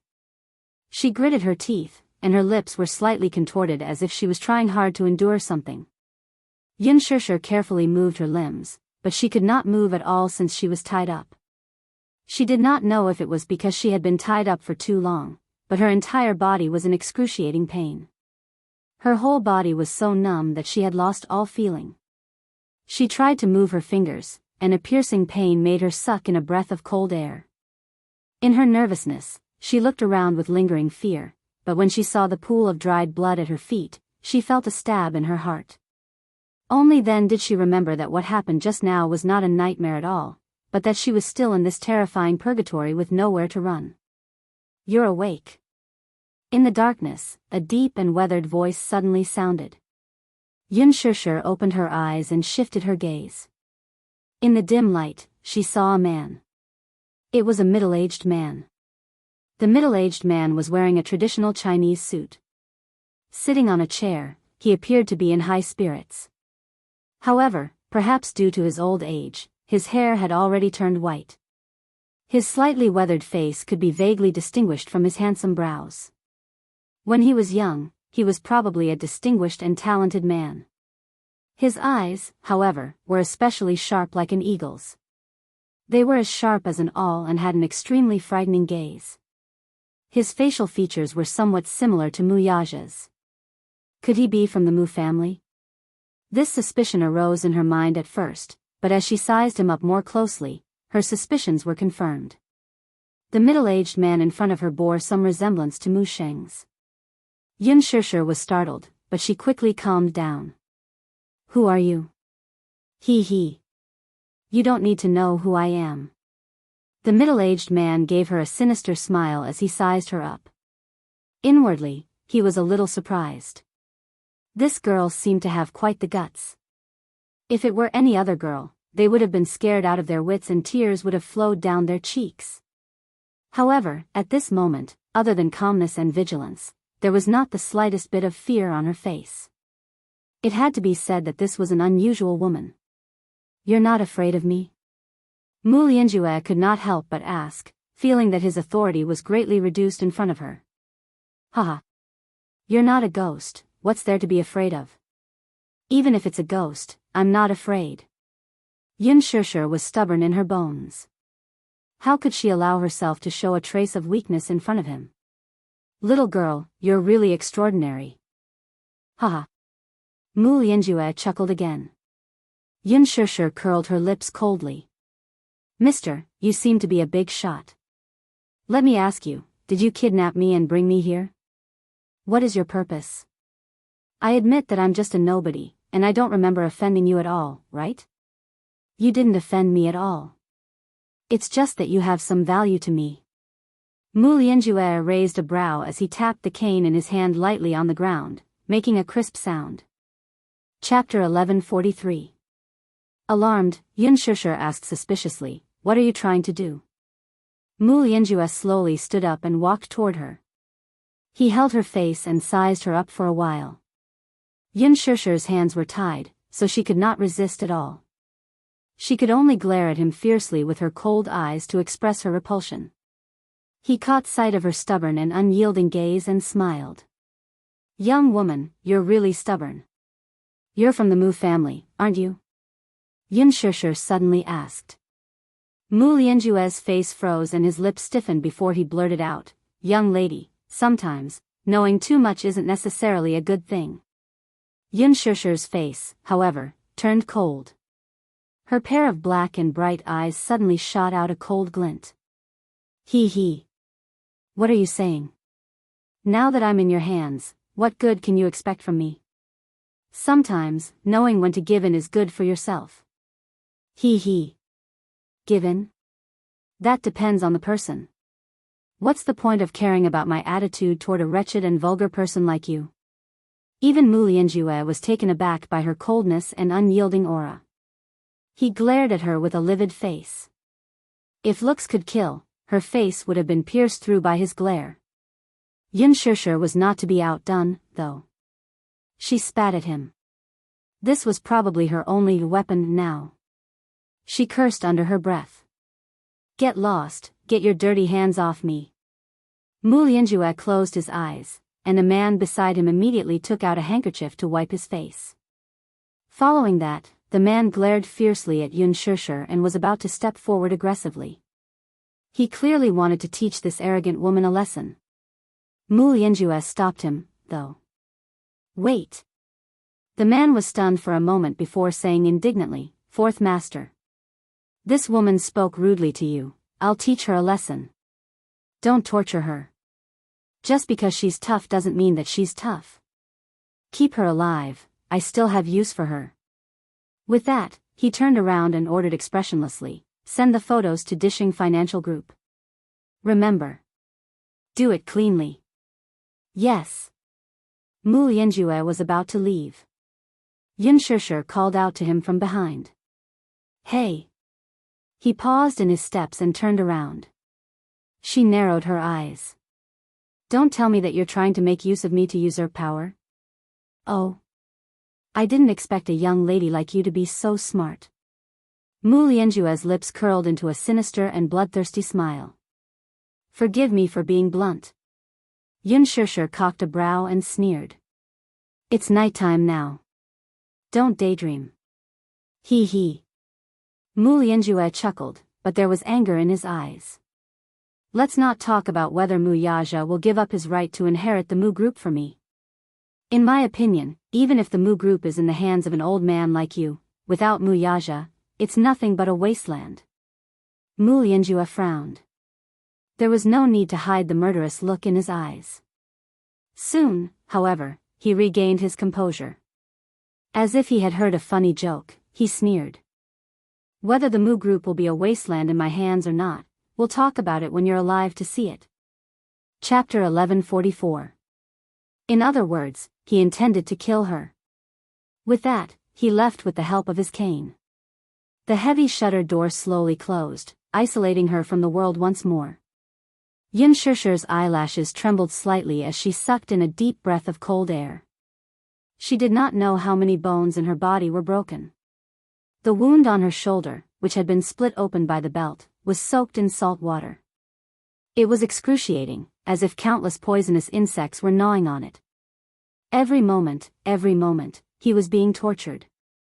However, every time she thought of Yu and Xiao Yichen's bright smiles, her will to live rose. Live on. She must live on and never give up on any hope. She clenched her teeth and slowly closed her eyes. Early morning. A servant knocked on the door. "Young master, it's time to get up." Yu sat on the bed and got up abruptly. He did not sleep for the entire night. His physical fatigue could not overcome his nervous state of mind. He tossed and turned in bed and kept his eyes open until dawn. Finally, it was 7:15.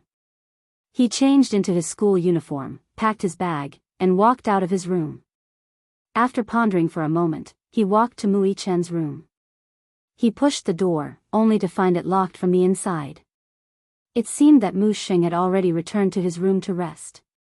He looked around until he was sure that no one was around before he gently knocked on the door. Soon, light footsteps were heard from the other side of the door. Mu Yichen knocked on the door 3 times in response. It was a tacit signal between the two children. Mu Yichen, too, could not sleep peacefully the entire night. Even when dawn broke, he was still in a state of panic. "Is that you?" Xiao Yichen's uneasy voice sounded from the other side of the door. "Yes. It's me. The door seems to be locked from the inside." Yu tried again. Sure enough, the door was locked from the inside. "I know." Mu Yichen said gloomily, "You should be going to school soon. Be careful." "Yes. You, too." Yu paused and asked worriedly, "Are you okay?" "I'm worried about you." Inside the room, Mu Yichen leaned against the door as his lips curled into a gentle smile. His heart was filled with joy. "Don't worry, I'm your brother. It's my responsibility to protect you and Mommy." Yu's lips curved into a faint smile.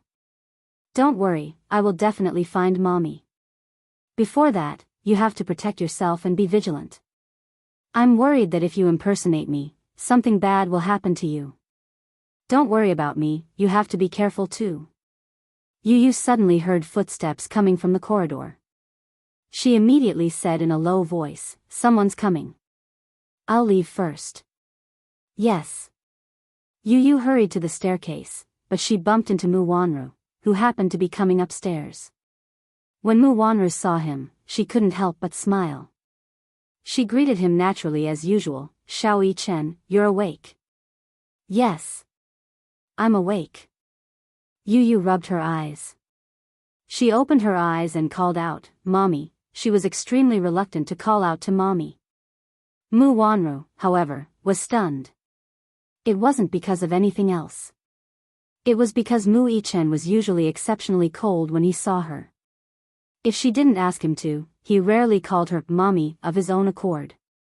But now, why? Yu noticed that her expression was a little strange. She was worried that if she said too much, she would give herself away. Hence, she said, "I'll go downstairs first." Then, she carried her bag and skipped downstairs. Chapter 1145. Mu Wanru furrowed her brows but did not think much of it. Instead, she walked to Mu Yichen's room and turned the doorknob. The door was locked from the outside, so she needed a key. Only then did she feel more at ease. After breakfast, the chauffeur sent Yun Tianyu to school. It was a smooth journey. Yu tried his best to maintain a calm state of mind, so he did not arouse too much suspicion. At the school gate, he confirmed with his peripheral vision that the car had left before he took out his phone and dialed Li Hanlan's number. "Agent Li, where are you?" "I'm at the stationery store's entrance. There's a black Phaeton there." Yun Tianyu shifted his gaze and quickly spotted the Phaeton parked at the stationery store's entrance. He immediately said, "Drive the car over." "Okay." Li Hanlan answered. The Phaeton made a U-turn and steadily stopped beside him. Yu opened the door and got in.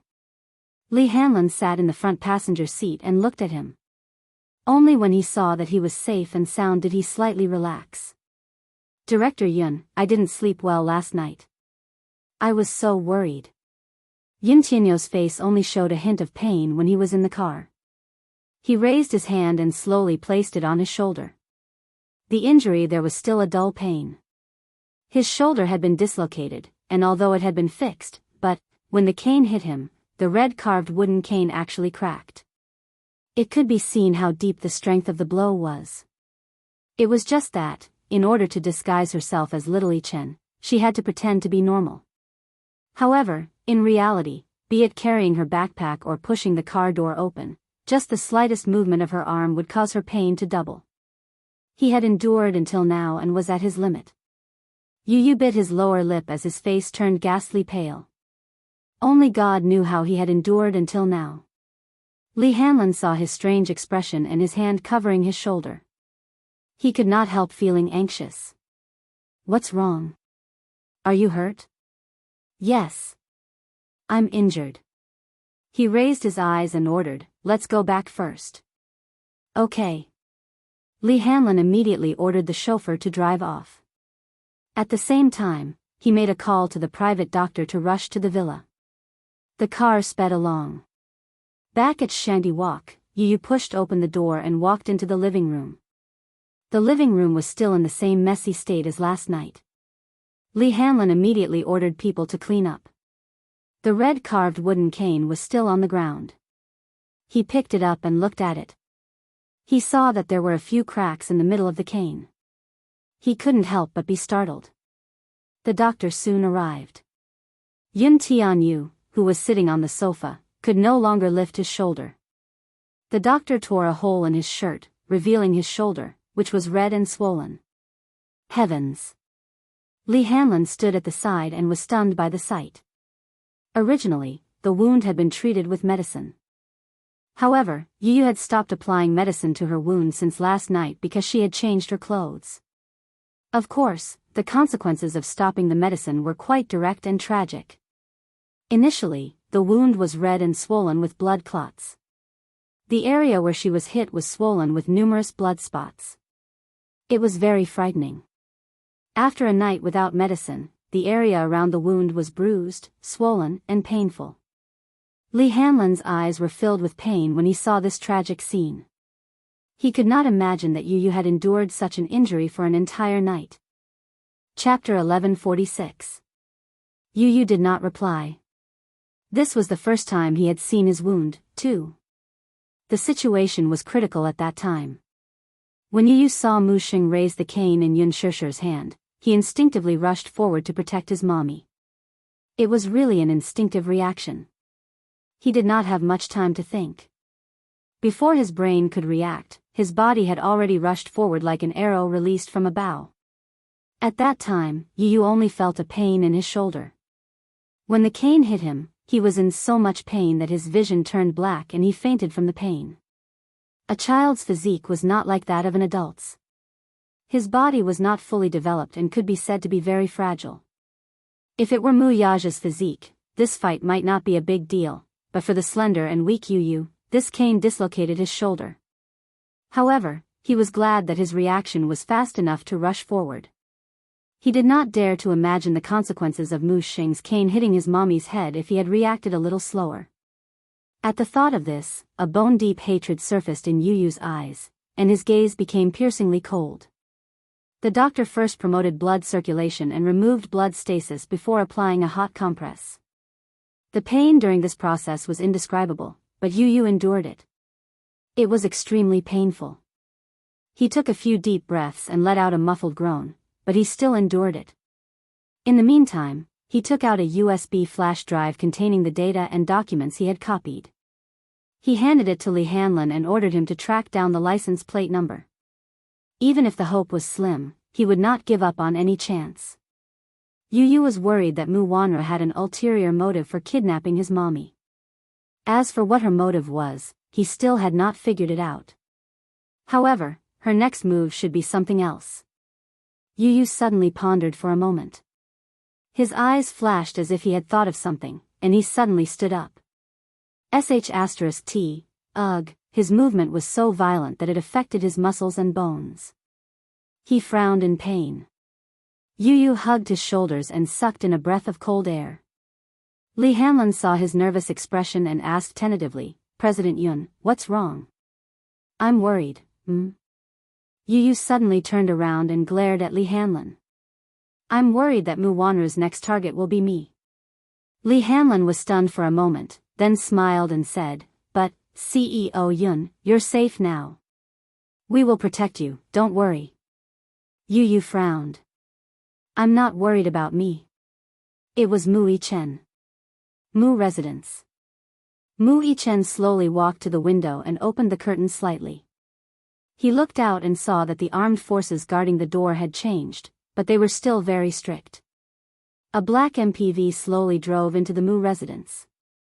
He recognized it immediately. It was the car that sent him to school. Mu Yichen narrowed his eyes. There was no one in the back seat. It seemed that Yu had successfully escaped. He frowned slightly, but his heart calmed down a little. He returned to the bed and lay down gently. Just as he lay down on the bed, he suddenly heard light footsteps from the corridor. Mu Yichen was startled and opened his eyes immediately. His senses were quite sharp. Therefore, even the slightest movement could be caught by him. Chapter 1147. The door was suddenly opened by a servant, and Mu Wanru followed closely behind. She was dressed in a suit with a coat draped over her shoulders. She looked elegant and poised. She glanced at him from the corner of her eyes and casually ordered, "Everyone, leave. Let me talk to this child alone." "Yes, young madam." The servant lowered her head and respectfully retreated from the room. Following the sound of the door closing, only the two of them were left in the room. Mu Yichen looked at her warily and involuntarily retreated slightly. It was not until his back was against the back of the bed that he raised his head to meet her eyes. Mu Wanru lowered her head to look at him as well. Of course, she did not know that the two little guys had unknowingly swapped identities and that the one sitting in front of her was Yun Tianyu. Thus, she walked to the bedside and sat down sideways. Her eyes slowly focused on him. Mu Yichen was not afraid of her scrutiny. Instead, he raised his head and met her gaze expressionlessly. Mu Wanru could not help feeling surprised. This little fellow was a little different from yesterday. Last night, when he looked at her, his eyes were filled with hatred and coldness as he avoided her gaze. Today, however, he did not avoid her gaze. Not only did he not avoid it, but he also met her gaze head-on.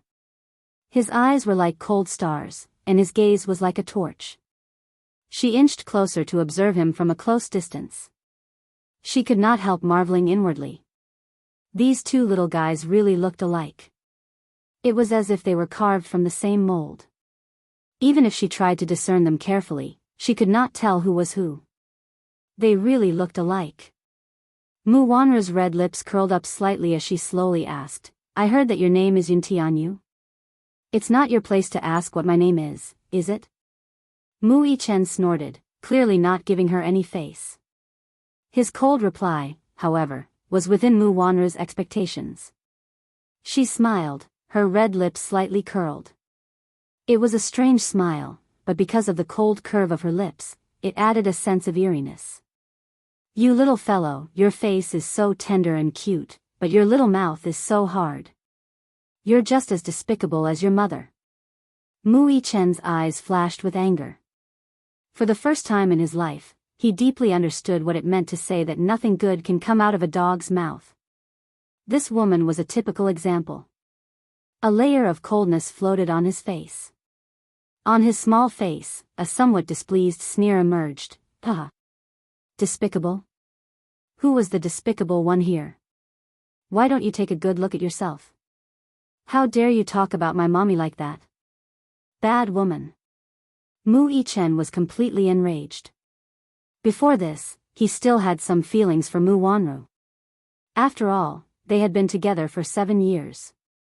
Although their feelings were not strong, at least, he still had some feelings for Mu Wanru. However, once his bottom line was crossed, he would not tolerate it. Mu Yichen also deeply understood that there were two sides to a person. What was on the surface and what was on the inside. If he had not swapped identities with Yu, he really would not have thought that Mu Wanru's true colors were so disgusting. For a moment, the last bit of affection he had for Mu Wanru was completely washed away, as if it had been attacked by a flood. Chapter 1148. In response to his words, Mu Wanru did not get angry. Instead, her red lips parted to reveal her white teeth. Mu Yichen saw this smile and found it extremely eerie. This involuntarily reminded him of a certain Disney animation where the supervillain had a vicious stepmother. When she smiled, it was also disgusting. What a hateful face. Mu Yichen sighed inwardly. While he was silently criticizing her, Mu Wanru spoke again. I didn't expect you to be so protective of your mommy at such a young age. He. You're a filial child. Mu Yi-chen raised a brow. Her words were like looking at flowers in a fog. For a moment, he did not know what she was trying to say. However, she suddenly asked, "Do you want to see your mommy?" Hearing this, Mu Yi-chen's eyes narrowed and his voice deepened. "Where is she?" Mu Wanru smiled coldly with a smug and arrogant expression on her face. "You don't need to know where she is. If you want to meet her, I'll bring you there." Mu Yi-chen opened his mouth to speak but hesitated. His eyes slowly narrowed, and he could not help taking a few more glances at her. Of course, he wanted to go. Because he was worried about his mommy, he could not sleep the whole night. He tossed and turned in bed, not knowing her whereabouts. She said that she could bring him to meet her. Mu Yi-chen really wanted to go, even though he knew that Mu Wanru might have ulterior motives. After all, after seeing through Mu Wanru's true colors, he was keenly aware that her motive was not pure. Yu had previously warned him. When the car that sent him to school returned and he was not in it, it meant that he had safely escaped. Since he had escaped safely, there was no need for him to disguise himself as him. After all, in the current situation, restoring his identity was the safest option. Although the Mu residence was heavily guarded by the armed forces, their target was Yun Tianyu and not him. He was safe. However, Mu Wanru told him that she could take him to see mommy. Mu Yi-chen's heart stirred. He was somewhat shaken. He knew that his concern would cause him to panic, but his heart would not be at ease if he did not receive any news from his mommy. Mu Yi-chen pondered for a moment and suddenly looked at her suspiciously. His eyes were probing. "Don't tell me you have some ulterior motive?" "What motive do you think I have for you?" Mu Wanru smiled contemptuously. "Don't worry, I'm just taking pity on you for protecting your eyes, so I'm bringing you to see your mommy. It's up to you whether you want to go or not." This sentence had the intention of loosening the reins only to grasp them better. Mu Yi-chen gritted his teeth and said without hesitation, "Fine. Take me there. But I'm warning you, don't play any tricks." Mu Wanru sneered. This little rascal actually sternly warned her not to play any tricks. He was just a weak little rascal, what right did he have to warn her? With Mu Wanru's identity, she could naturally enter and leave the Mu residence freely. It was not difficult for her to bring Mu Yi-chen out of the residence without anyone noticing. The car was very far away from the Mu residence. Mu Yi-chen was asked to cover his eyes. Cover your eyes. Was she worried that he would remember the route? Chapter 1149. Mu Yi-chen gave a cold harumph but didn't resist as he covered his eyes. Did she think that by covering his eyes, he wouldn't be able to remember the journey? During field training, he had to travel back and forth in the forest blindfolded without any tools to tell the direction.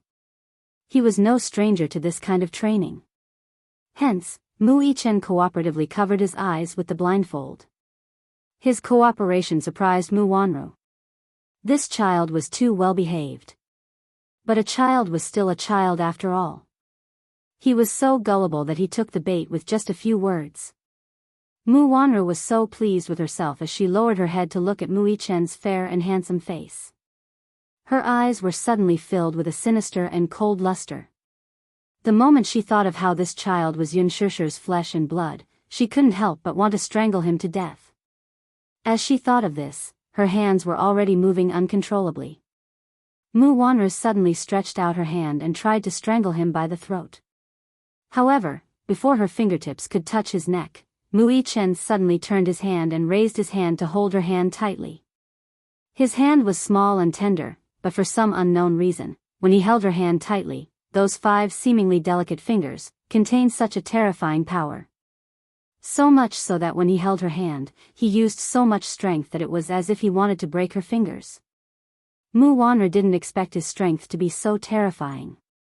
Her hand was held tightly by him and she felt a sharp pain from her 4 fingers which caused her to scream out in pain. Ah!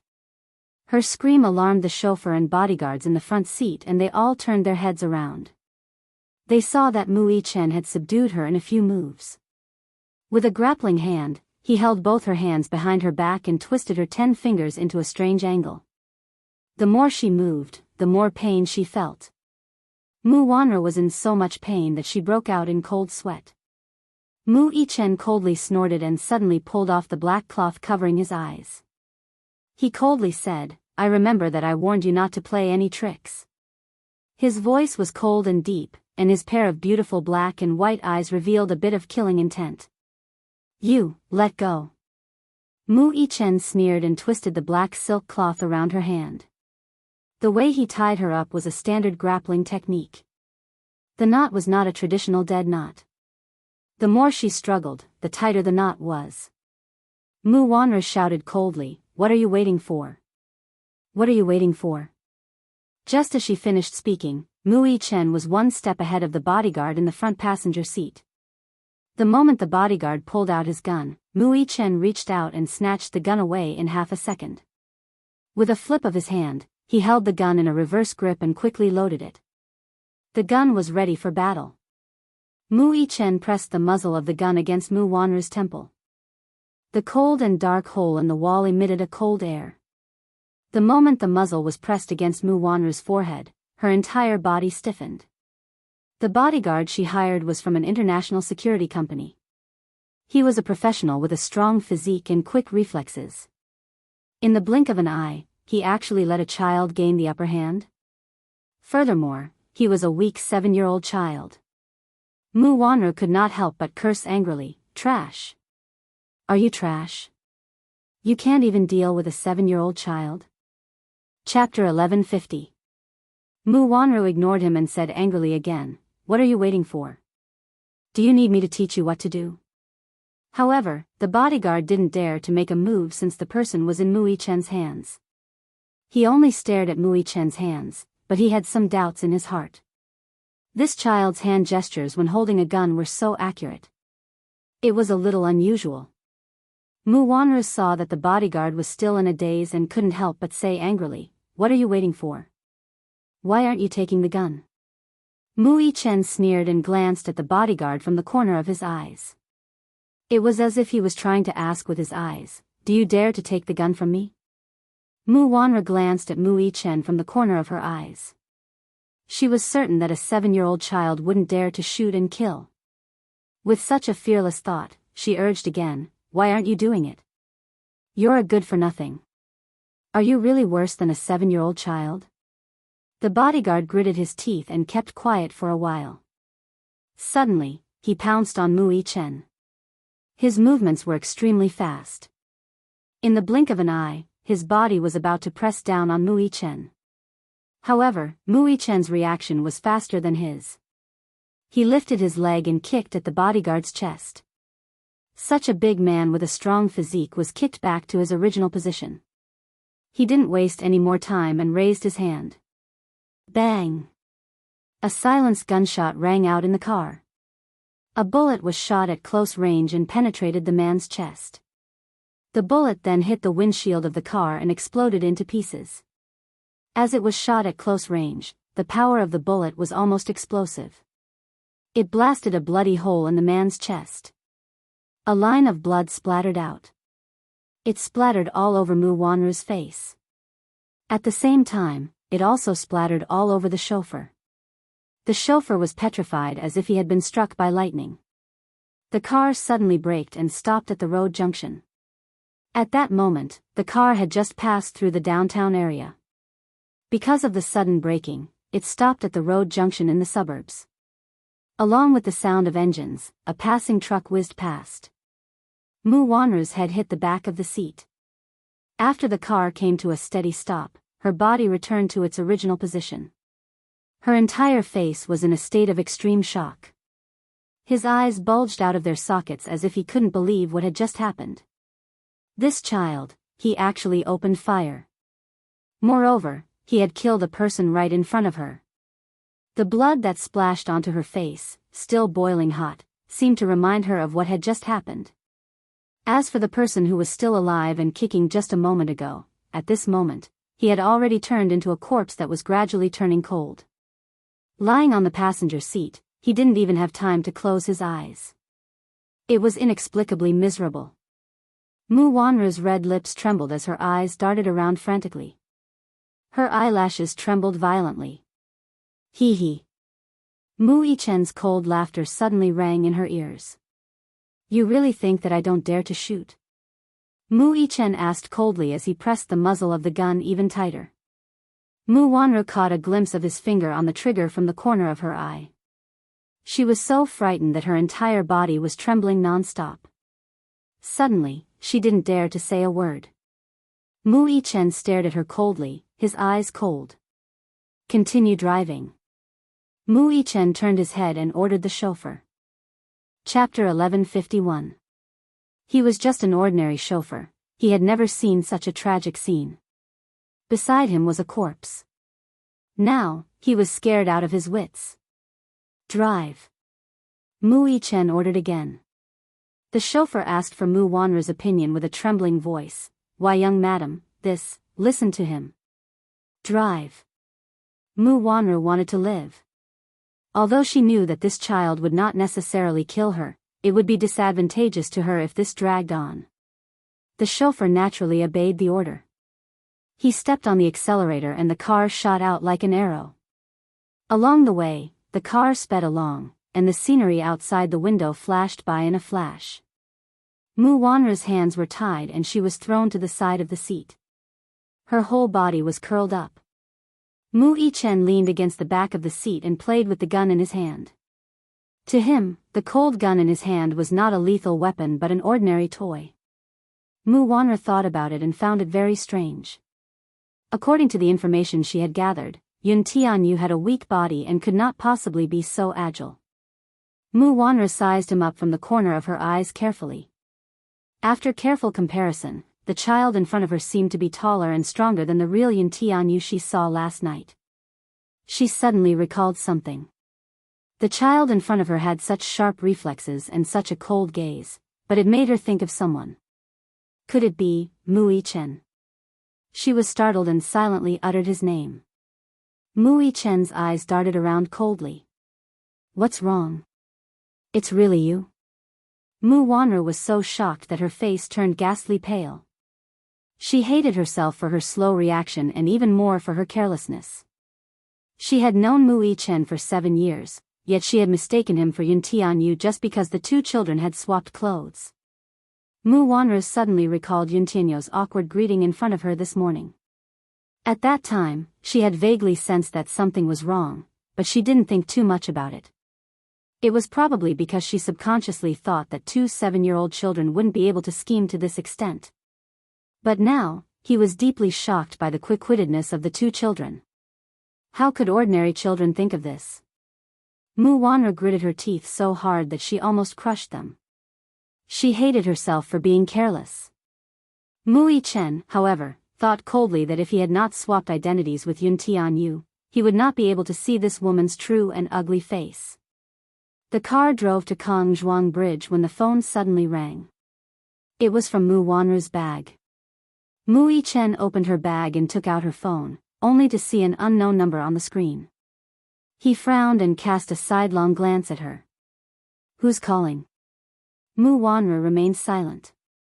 Mu Yichen twisted one of her fingers and broke it. The pain of the dislocated bone caused Mu Wanra to scream. The driver was startled by the sudden scream and broke out in a cold sweat. The car swerved slightly. Mu Wanra broke out in a cold sweat.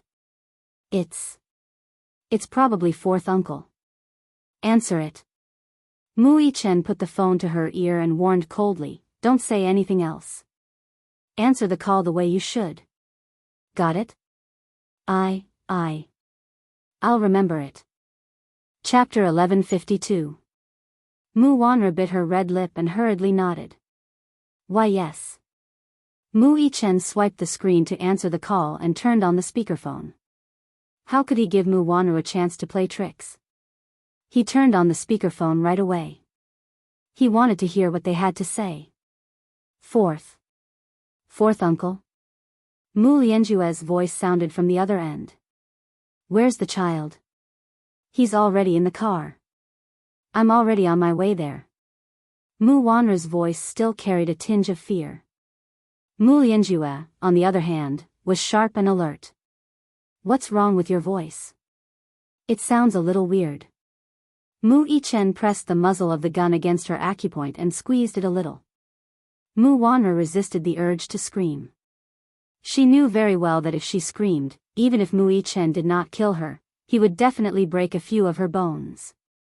Thus, she tried her best to suppress the trembling in her voice and smiled. "It's nothing. I just caught a cold, so my voice is a little hoarse." "Where's Mu Sheng? Has he taken his medicine?" "I've already given it to him." "Where is he now?" "In the bedroom." He. "I heard that Mu Yaja is on his way back to the country. Everything is going according to my plan. Don't mess it up. Once I get the share transfer agreement, I won't forget to reward you."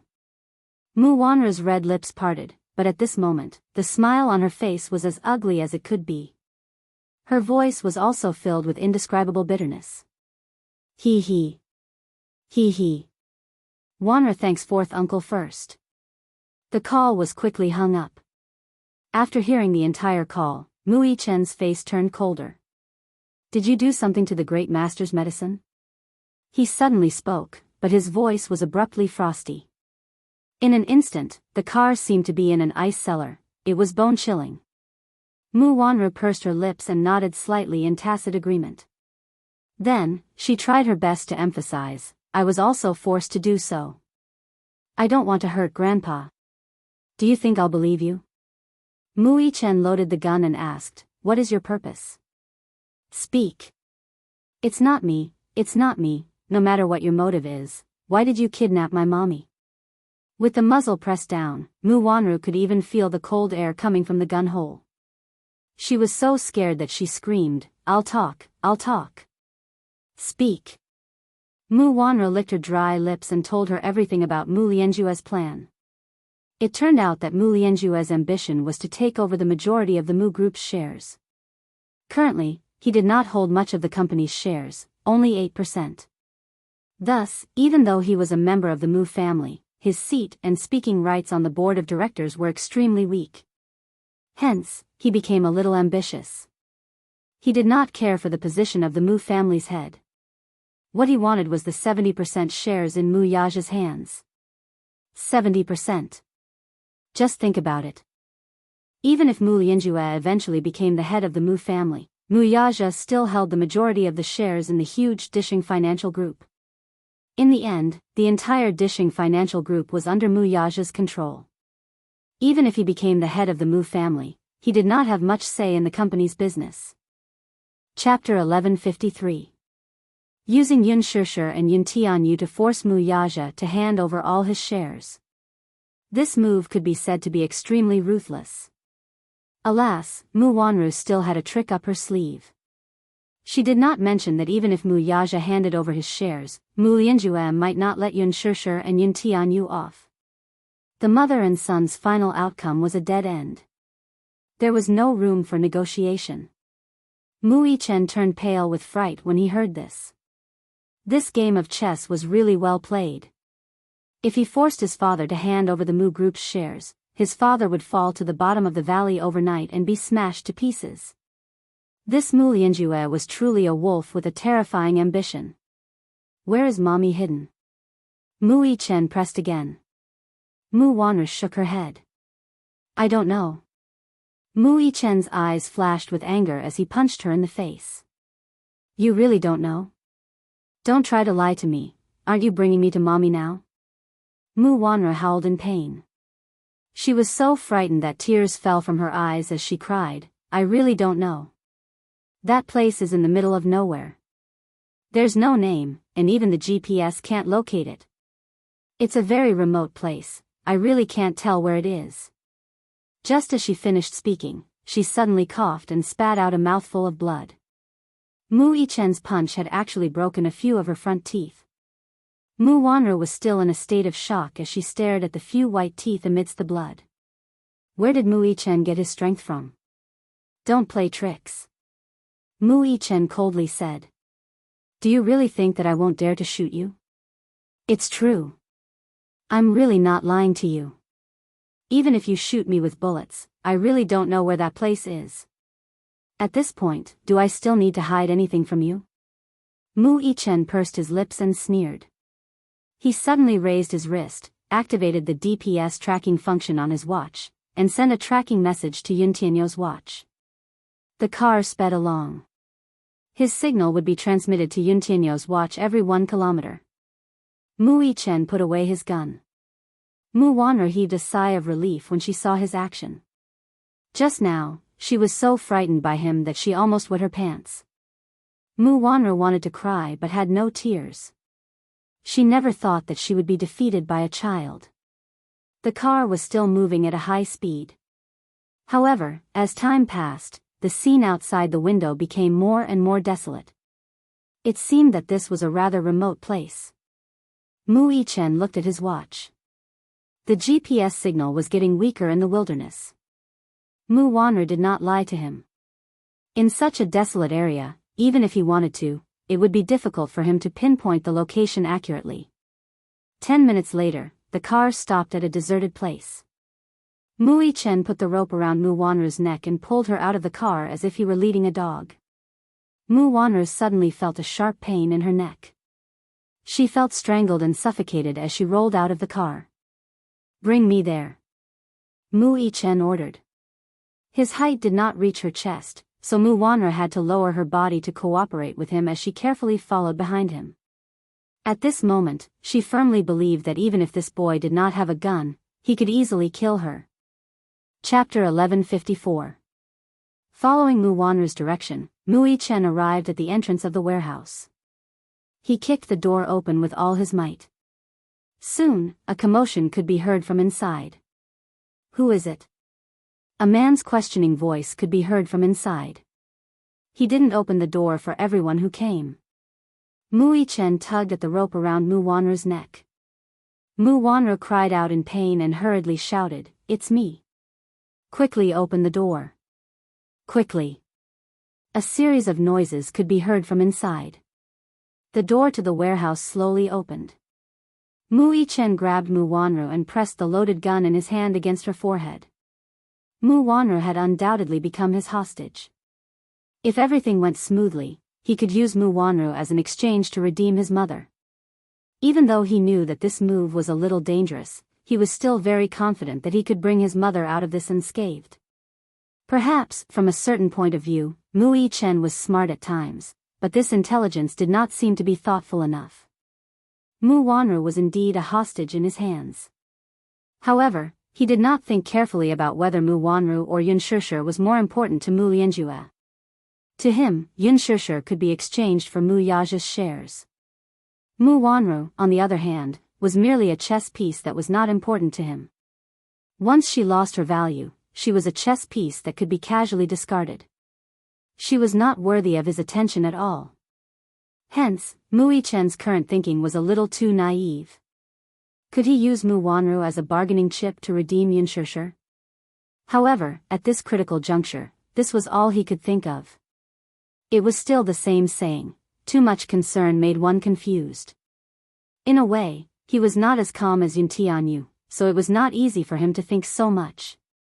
The door to the warehouse slowly opened and everyone came out to welcome them. However, when they saw Mu Yichen standing at the door, their gazes fell on Mu Wanru, who was being held by him.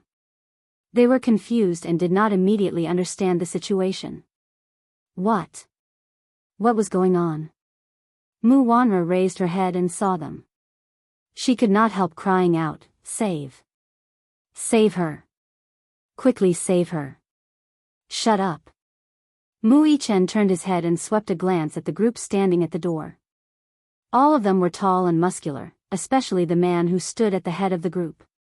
He had a scar across his entire face, making him look ferocious and terrifying.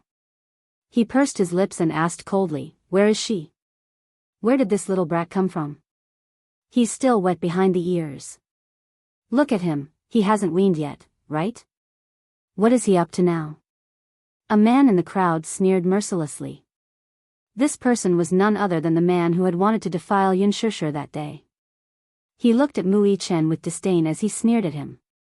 However, before he could finish his words, Mu Yichen raised his hand and pulled the trigger. Along with the sound of a gunshot, a bullet pierced through the air, and in a split second, the bullet accurately hit his glabella. That man still had a contemptuous sneer on his face, but a bloody hole suddenly appeared between his brows.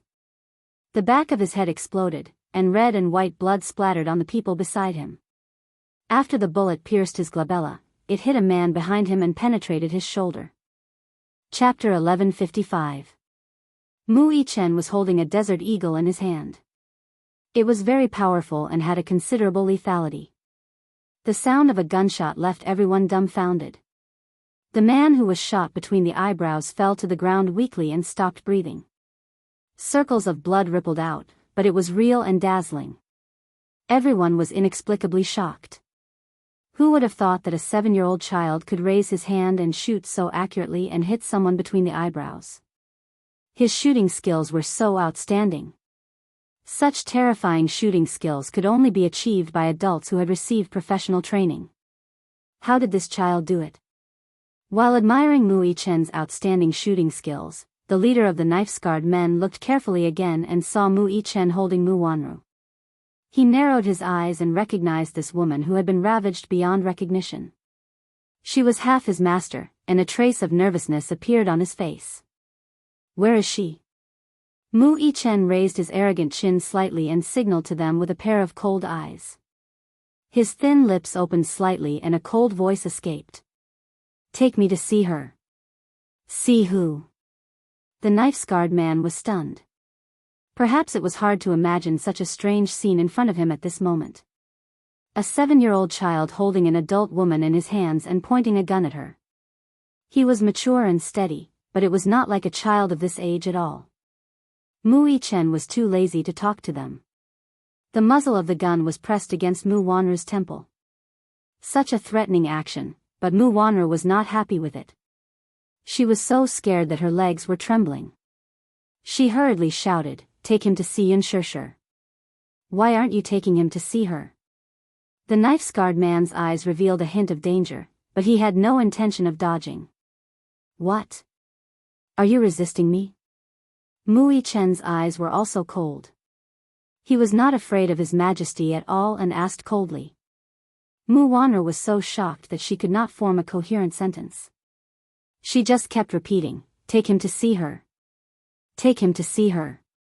He really knows how to shoot. Don't underestimate this kid. He really knows how to shoot." The knife-scarred man's expression changed a little. Then, he turned his gaze and gestured. The crowd slowly opened up a path. Mu Yichen, on the other hand, was very vigilant. He coldly swept his gaze over the crowd and coldly said, "Throw away all your spears, sticks, and knives." Everyone immediately threw their weapons aside and kicked them far away. Mu Yichen scanned the area again and sneered. He quickly raised his wrist and pulled the trigger. The bullet whizzed through the air and hit the pistol that the scarred man had carefully hidden. Pang! Sparks flew in all directions from the friction of metal. He threw the pistol on the ground as if it was scalding his hand. There was a bloody mark on his palm. It was grazed by the whistling bullet. This child, how extraordinary! He secretly sighed in his heart, but he never expected that this child not only had good marksmanship, but also extremely sharp observation skills. Do I need to repeat the names of the others? Mu Yichen pointed the gun at another man who looked uneasy. You, in your pants, gun. The man quivered. Then, as if he was throwing away a hot potato, he took out the pistol hidden in his pants pocket and threw it aside. When the others saw this, they also threw away their hidden guns and ammunition far away. Are you satisfied now? The knife-scarred man said fiercely. He seemed to be gnashing his teeth. Chapter 1156. Mu Yichen narrowed his eyes. Only after confirming that there were no more lethal weapons on them did he slowly walk up to them. The tip of his toe hooked the gun that the scarred man had just thrown to the ground and caught it. You, bring me there. The rest of you, get lost. Mu Yichen gave his order again. Everyone looked at each other, but the scarred man sneered. All of you, get lost. Do you hear me? Thus, the rest moved to the side. Only then did Mu Yichen walk up and point at the scarred man. Bring me there. I'm warning you, don't play any tricks. Hee hee. You little rascal, you're so powerful, how would I dare to play any tricks? The scarred man said this, but it was unclear whether it was sarcasm or mockery. If Yun Tianyu were present at this moment, he would definitely have more considerations. For example, with Mu Lianjue's means and power, why would he only assign this mob to guard an important person? There should be a large group of armed men around. Alas, Mu Yichen did not think so much. He was anxious to see Yun Shishir, so he did not think about why there were only a few ruffians guarding such a huge warehouse. He followed the scarred man inside. The heavy shutter door slowly closed behind them as the three entered the warehouse. Only a small incandescent lamp was lit in the huge warehouse. The whole place was dark, heavy, and airtight. There was only a small skylight for ventilation. In the dim light, the air was filled with dust. Mu Yichen was on his guard again. He held Mu Wanru tightly in his hand as he cautiously surveyed his surroundings. The scarred man led him to a metal cage. Mu Yichen's eyes landed on the woman in the cell as he stopped in his tracks. Yun Shishir was curled up in a corner. Her white dress was stained with mottled bloodstains, which bloomed like a conspicuous and glaring thistle. Some of the bloodstains looked fresh and bright red. Some of the bloodstains were dark. At this moment, her originally jet-black hair hung messily on her shoulders, like seaweed mixed with sand. Her originally fair and flawless face was mixed with blood and salt water, and her wet bangs clung to her cheeks, making her look battered and exhausted. Her hands were chained to the cage, and it was difficult for her to break free. However, her slender arms were so weak and boneless that they seemed to be about to be broken the next moment. Beside the cell stood two soldiers in military uniforms.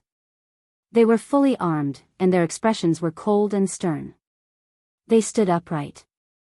Mu Yichen's dark pupils violently when he saw this scene. Anger flashed across his face as he raised his gun, grabbed Mu Wanru's hair, and pointed it at her eyebrows. Is it you? Are you the one who tortured her? Mu Wanru's face was filled with horror as she hurriedly cried for help. Don't. Help. Help. Shut up. Mu Yichen shoved the gun muzzle into her mouth and loaded it. Otherwise, I'll break your mouth. Mu Wanru turned pale with fright. With the muzzle in his mouth, when he loaded the gun, every tiny sound made by the gun made her hair stand on end. Chapter 1157. She didn't want to die. Mu Wanru screamed in despair in her heart. Her eyes were wide open, and large drops of tears fell from her eyes. Her pitiful look triggered the disgust in his heart. Mu Yichen pressed the gun against her throat fiercely. His eyes were bloodshot as he held the trigger tightly while he ate. What did you do to my mommy? What did you do to her? He was like an injured little beast, roaring in her ears. Mu Wanru was terrified and didn't dare to move. She could only open her eyes and make intermittent sounds. No. Don't. Ugh, don't kill her. She didn't want to die. She really didn't want to die, let her go. Mu Yichen raised his head. His eyes were bloodshot, and his lips curled into a cold smile. Let my mommy go. The scar-faced man was indifferent and looked at him coldly. Mu Yichen's heart stopped. What? I told you to let her go. Didn't you hear me? I heard you, but I can't do it, the scar-faced man said coldly. Her life is still in my hands. Mu Yichen grabbed Mu Wanru's hair and signaled with his eyes. How about we make a deal? This deal is not worth it. The scar-faced man snorted. I didn't expect you to come knocking on our door. It saves us the effort of tying you up. What do you mean? The scar-faced man laughed deeply and then clapped his hands lightly. Soon, the lights in the warehouse lit up. As the lights lit up, the darkness retreated. In the warehouse, more than 10 armed forces were exposed under the lights. Every one of them was fully armed and looked alert. Mu Yichen's eyes swept across the room, only to be stunned. Just from their attire, he could tell that these soldiers were from the special training camp. Their combat power was definitely not to be underestimated. The scar-faced man sneered. Haha. Do you think you can walk out of here unscathed? A child is a child after all, extremely naive. Mu Yichen gritted his teeth. His eyes seemed to be dyed with blood. Because of his suppressed anger, his entire body was trembling. The knife-scarred man looked at his face with satisfaction and smiled slightly. His gaze then fell on Mu Wanru and he said bluntly, "As for the woman in your hands, you can kill her or torture her as you wish. In any case, it's impossible for us to release him." Mu Yichen sucked in a deep breath of cold air as his furious gaze landed on Mu Wanru's face. He was disappointed in her and hated her to the core. Even though he wasn't related to this woman by blood, he still had some feelings for her. At this moment, his heart was filled with mixed feelings. Over the past 7 years, the pain and regret of acknowledging a thief as his mother, coupled with the pain and injuries his mother suffered, made his heart surge with indescribable pain. How hateful. He wished he could shoot her to death. Mu Yichen pressed the muzzle of the gun against her forehead and was about to pull the trigger when Mu Wanru screamed and cried, "Don't kill me. Don't kill me. Xiao Yichen, do you really have the heart to kill me?" Chapter 1158. Don't. Mu Wanru screamed again. Her shrill voice reverberated in the warehouse. Mu Yichen's lips were cold, but his fingers were trembling on the trigger. Mu Wanru put down her pride and begged, "Don't kill me. I'm your mommy. I'm your mommy," Mu Yichen shouted. "Shut up. You're not my mommy." Mu Wanru's face froze for a moment before her lips curled into a bitter smile. "Yes, sir. Yes. You're not my biological child. But do you know why? It's because Mu Yaja lied to me. Your daddy lied to me and said that I'm infertile. He lied to me so bitterly, that's why I hate him so much. That's not an excuse for you to hurt my mommy. Listen to me. Listen to me." Mu Wanru tried to calm him down and said in a gentle voice, "Xiao Yichen, don't you remember? When you were born, I was the one who held you in my arms. Not her." Mu Yichen was stunned, and his eyes flickered. Mu Wanru saw a hint of wavering in his eyes and was secretly delighted. She put on a pitiful look and said tearfully, "When you first learned how to walk, you always fell down. You've been very resilient since you were young. Even if it hurts, you won't cry and will hold back your tears. I was the one who held you in my arms and comforted you over and over again. Have you forgotten?" He never forgot. He had a conscience, so he admitted that although Mu Wanru didn't treat him like her own, she took good care of him. "When your daddy sent you to the special training camp, I always stood up and objected. It was because I couldn't bear to see you suffer and get hurt. Every time I saw you come back with injuries, I would cry. Have you forgotten?" Mu Yichen shut his eyes abruptly, but he quickly opened them again. There were some emotions struggling in his eyes. "You were just putting on a show.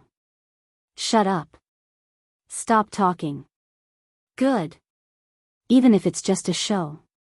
Mu Wanru paused for a moment before continuing her persuasion. "Even if Mu Lianjue instructed me to kidnap you and force Mu Yaja to give up the Mu Group's shares, I still couldn't bear to do it to you despite having so many opportunities. Was this also a show? In order to protect you, I didn't hesitate to offend. Shut up. Although we aren't related by blood, I really have feelings for you. Don't you? You don't have it? Shut up." Mu Yichen was on the verge of collapse, and his expression was one of struggle. Mu Wanru saw the opportunity and suddenly broke free from his grip. She turned around and ran towards the scarred man in a sorry state. Bang! A gunshot rang out. Mu Yichen subconsciously raised his wrist and fired a shot at her. No matter how Mu Wanru played the family card and begged him to be merciful, he subconsciously realized that if he didn't get rid of her, who knew what kind of harm his mother would suffer if she fell into her hands again. He subconsciously fired a shot at her. However, because he was distracted, he did not aim properly. The bullet whizzed through the air and penetrated her abdomen. Seeing this, Mu Yichen gritted his teeth and raised his hand again.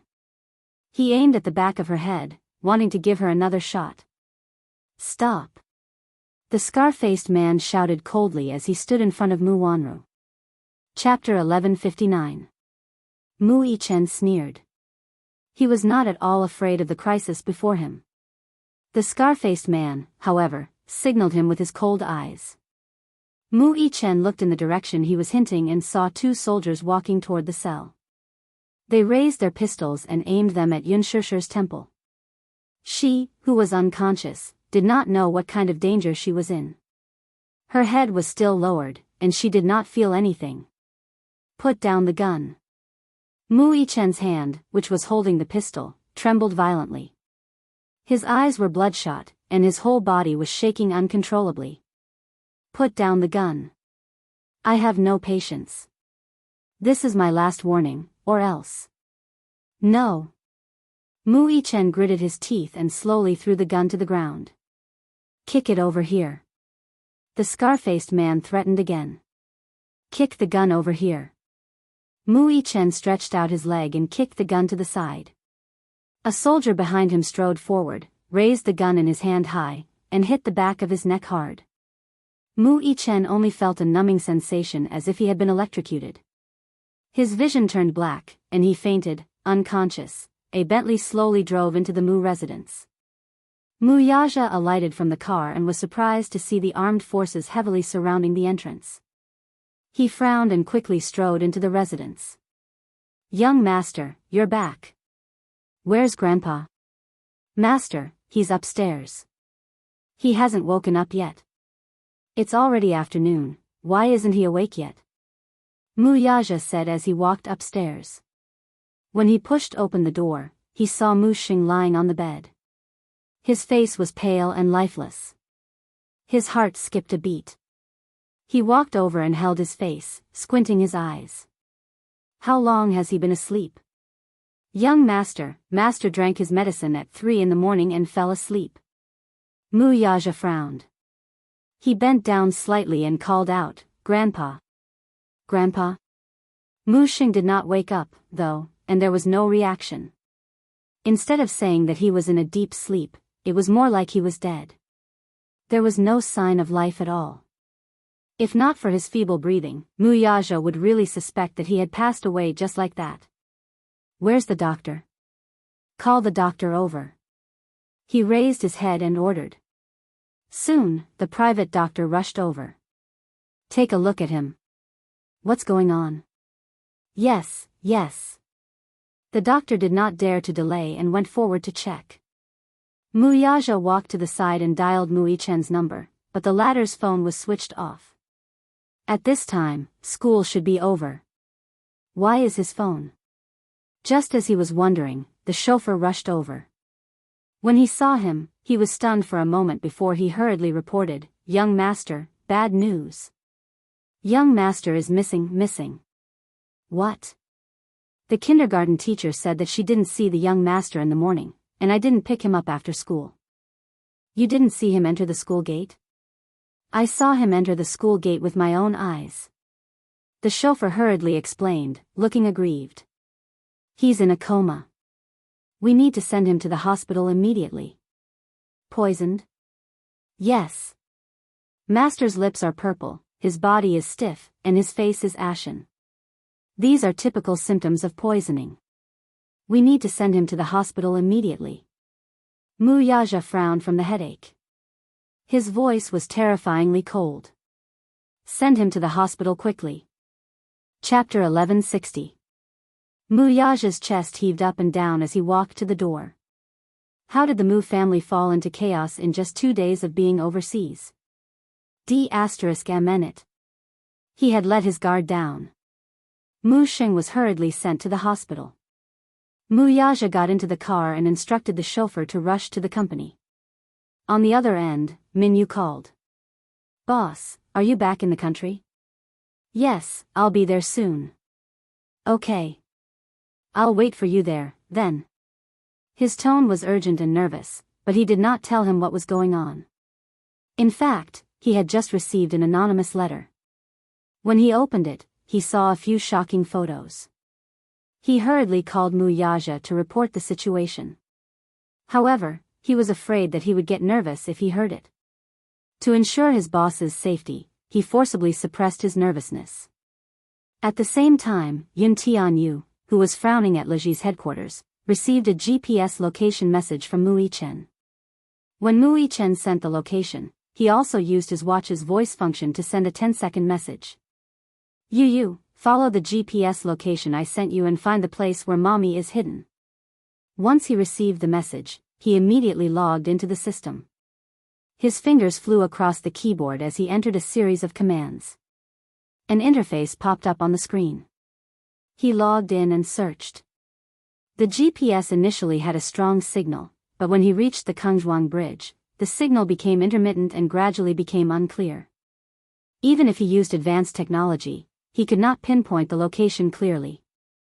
Fortunately, Mu Yichen sent him the car plate number in addition to the GPS location. Yun Tianyu investigated the car plate number and simulated a route based on the car's driving record. However, this route was completely cut off when it reached the Kengzhuang Bridge. What's going on? Yu squinted his eyes. He pulled up the satellite map of that area and entered the coordinates. Unexpectedly, after the Kengzhuang Bridge, the area was barren and uninhabited. There was a farm in this area. Later, because the city government wanted to build an industrial park, the farm was demolished. However, halfway through the construction of the industrial park, the entire city protested. Many citizens jointly submitted a petition to cancel the construction of the industrial park. The ecological environment in Jingdu was very bad, and the smog was very bad. If an industrial park was built, wouldn't the pollution be even worse? Due to the protests of the entire city, the project was temporarily put on hold. Later on, the main government withdrew their investment and looked for a new location. Just like that, this area was abandoned. But at the very least, they had locked onto an area and had a clear direction. Yun Tianyu looked at the map outlined with red lines on the screen. This area was at least several 100,000 square meters. They could only find the exact location by doing a carpet search. This was a rather huge project. Director Yun. Li Hanlin knocked on the door and entered. Yun Tianyu raised his head with a frown. What's wrong? He said slowly, the mercenaries sent by the Hurricane Group have arrived in the capital. All right. Take me there. Just as Yun Tianyu stood up, Li Hanlin suddenly said in a low voice, this time, Hurricane Group has sent another person. Who? The chief commander of Hurricane Group, Gong Jie. Chapter 1161. Hurricane Group was a familial arms group. Its three chief commanders, Gong Jie, Ji Yanxi, and Ilan, were all legendary figures. Gong Jie, in particular, was one of them. He was the core member of Hurricane Group's top management. He was in charge of the arms market in North America and Europe and was fully in charge of the European market. He was a very decisive person. It was said that Gong Jie was the crown prince of Hurricane Group. His father, Gong Shaoying, was the founder of Hurricane Group. He used to be a smuggler and was now the king of arms who controlled half of the arms market. Gong Jie was only 12 years old when he made his debut. To train him, Gong Shaoying put the North American market under his name. In just 3 years, he had become a formidable figure. Now, he was in his 20s, but with his cold and unique methods, he was already the leader of Hurricane Group. He was also the core member of Hurricane Group's Deva I project. He had a group of super powerful mercenaries under him. Mercenary Paradise, which was under Hurricane Group, was also established by him. He was quite a legendary figure. Yun Tianyu frowned slightly. Was he not in charge of the European market? Why was he here? He could not help feeling puzzled. Seeing his puzzled expression, Li Hanlin raised his brows and smiled. It's probably because the Hurricane Group wants to probe Mr. Yun's background. That's why they sent such a big shot here. Where are they now? Li Hanlin answered in a low voice, Mazel Private Airport. Let's go. His lips curled into a nonchalant smile. I'll go meet this rumored big shot. Maisel Private Airport. When Yun Tianyu and Li Hanlin arrived, an armed transport plane was already parked at the airport. More than 10 mercenaries alighted from the plane. They were tall and burly, and were fully armed. Just as Yun Tianyu stepped out of the car, he heard the sound of a helicopter's propeller cutting through the air above him.